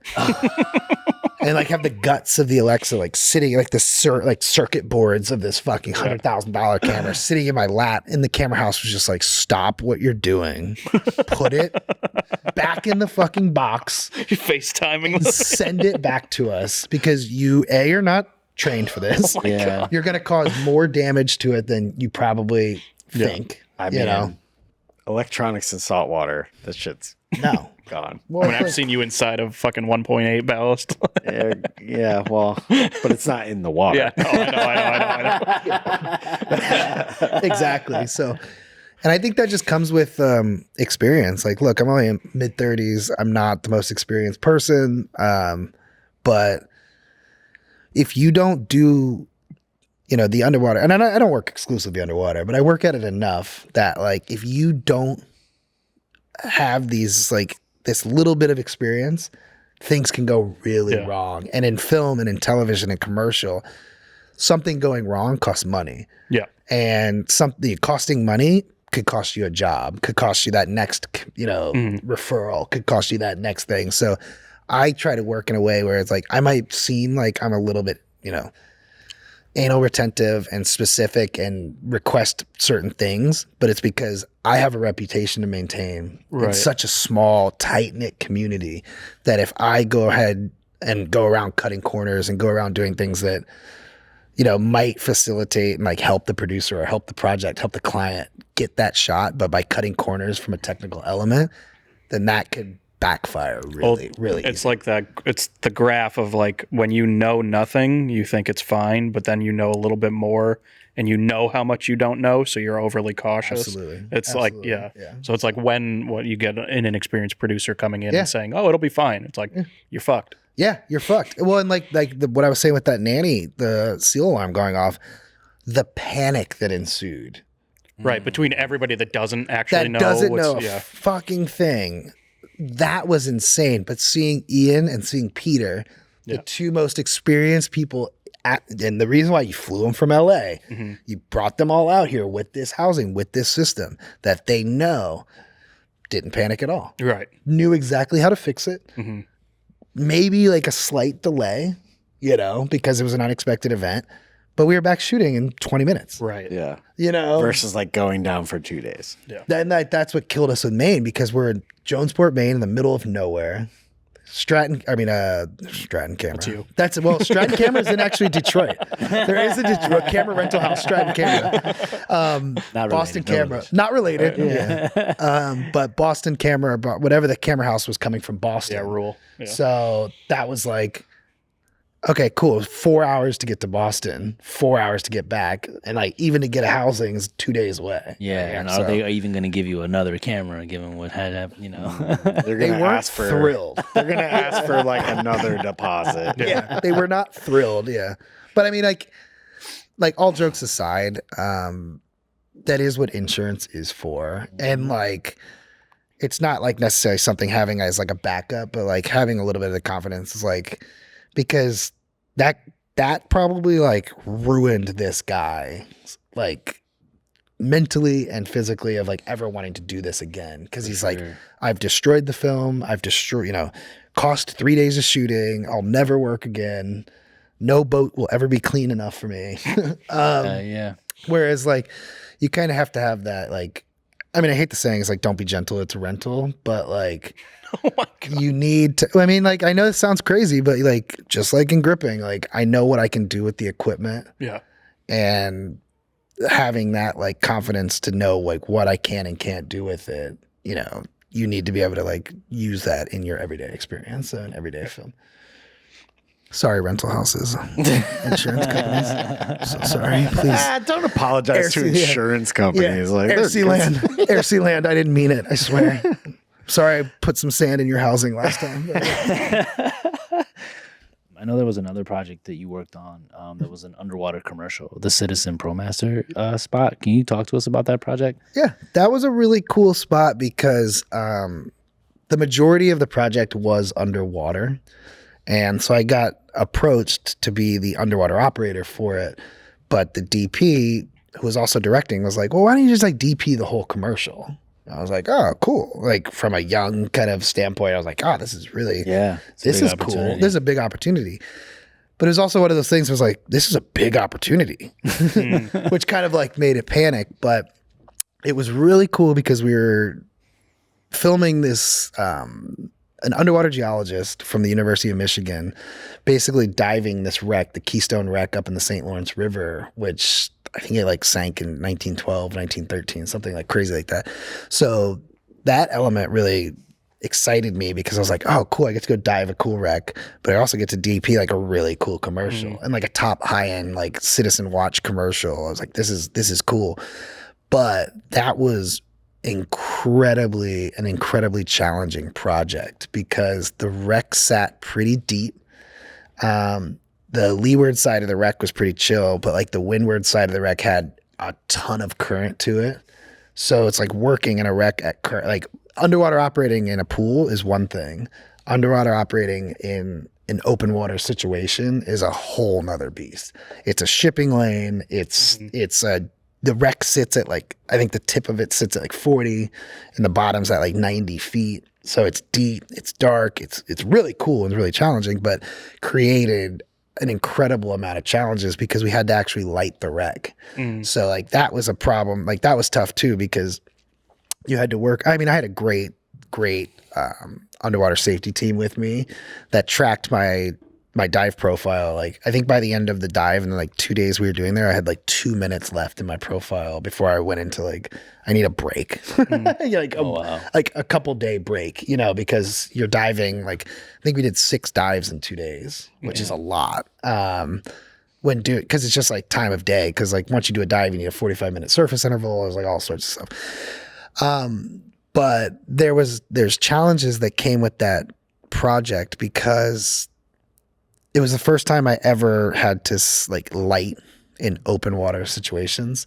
So basically we had to figure out how do we power, and we needed like a pretty bright light. So we had a 4K underwater, a 1200 underwater at 60 feet. It's like, how do you light it? How do you power it? How do you weight it? How do you do all this stuff? So we would have to do certain dives where it's like, okay, cool. We had a generator and a GFCI on a boat and 100-foot power cable, and the ballast would sit at the boat, and basically brought this huge light down, sink it, 10 feet, 12 feet off the wreck to basically backlight the wreck, to edge light the wreck, so that when we're shooting our wides, you can actually see the outline of the wreck. Mm-hmm. And then we had like little individual like hydropars and, Asteratubes in the wreck to kind of give some detailed accents and stuff. And then using the dive lights and some passive bounce underwater to get some of the details in the face, get some details of the bottom of the BCD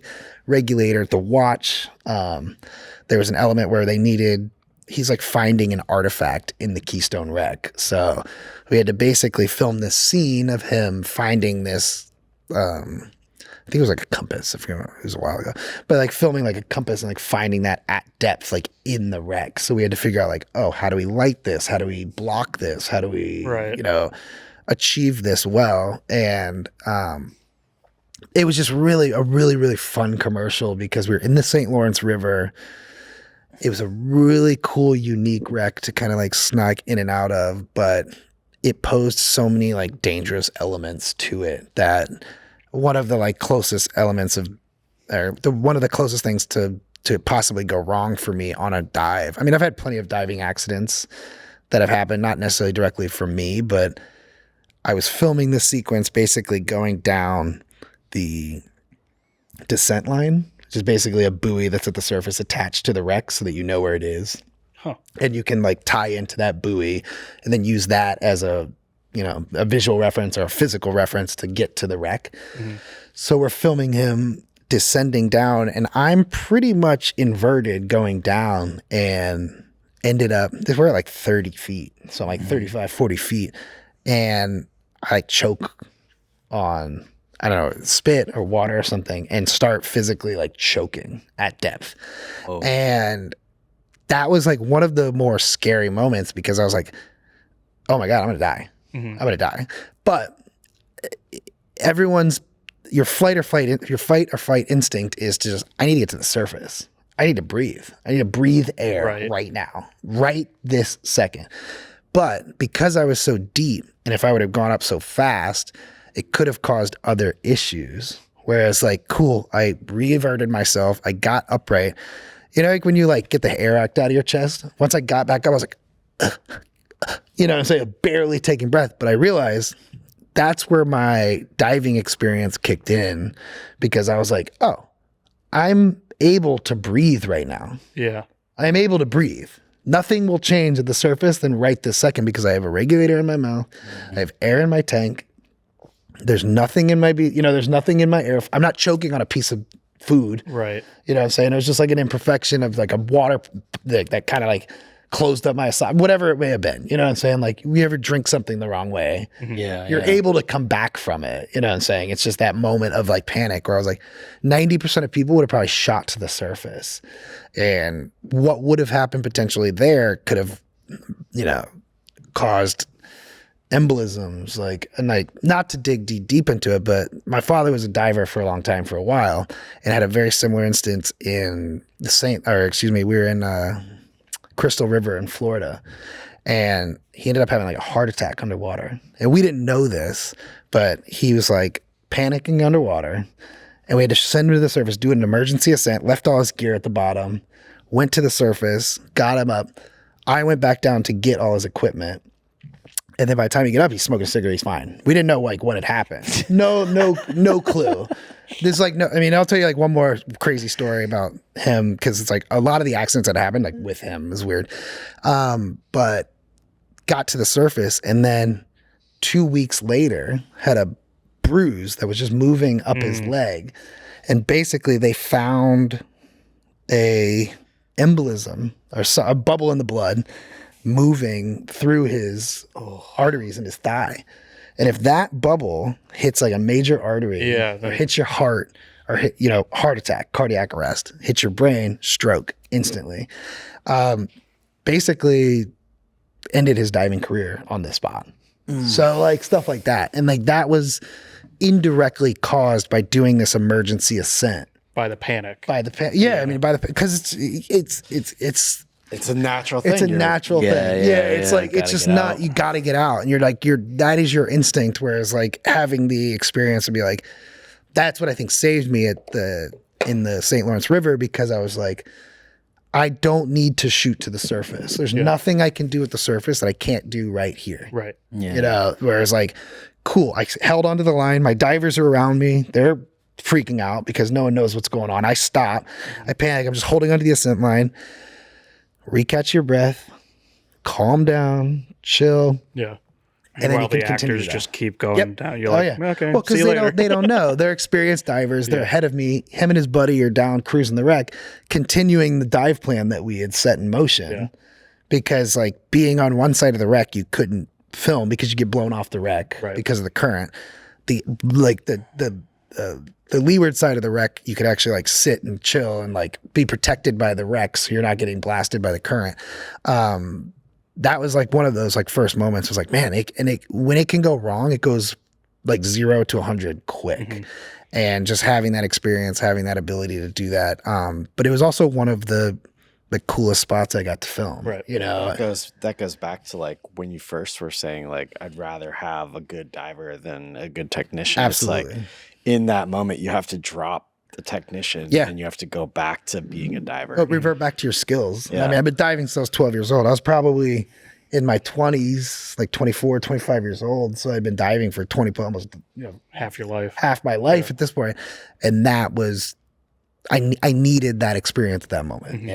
Just remembered your training at that point. Remember your training. Well, it's like anything. I mean, it can happen in above the water too. It's like a rig that's going to fail or like something going wrong, like knowing those like ticks and those warning signs and seeing something happening could maybe prevent a catastrophic failure or like listening to things or hearing something like straining or something like that. It's like it's feeling like you see the wind and wind is a grip and electric is more as a grip. Electric probably loves the wind in their hair, but as a grip, it's dope. You got the light and the wind. Yeah, it's so good. It's so good. My hair looks great, but like that's like one thing is like as a grip, wind is like one of the most unpredictable elements that we have because it can go from 0 to fucking 100 real quick. And like having a sail 25 feet in the air, you don't know what's going on up there. And it can go from bad to worse really, really quickly. So yeah. Well, unless there's anything else. I think I think it's a good place to wrap up. I don't know if Mike, do you want to do the wrap up for this one? Yeah. I mean, thank you for being here. No Thank you problem. for telling us all about the like basically operating in the underwater world. I mean, the underworld of operating. It seems like completely stressful, and but I think my favorite part of this is that you're like, there's the wet grips and the dry grips, and land grips and sea grips. Land grips and sea grips. And, it's like, well, it goes. And there's a way we can work together. Absolutely. Well, you need both people, and like you need your above the water support as much as you do below, and like that's what's important.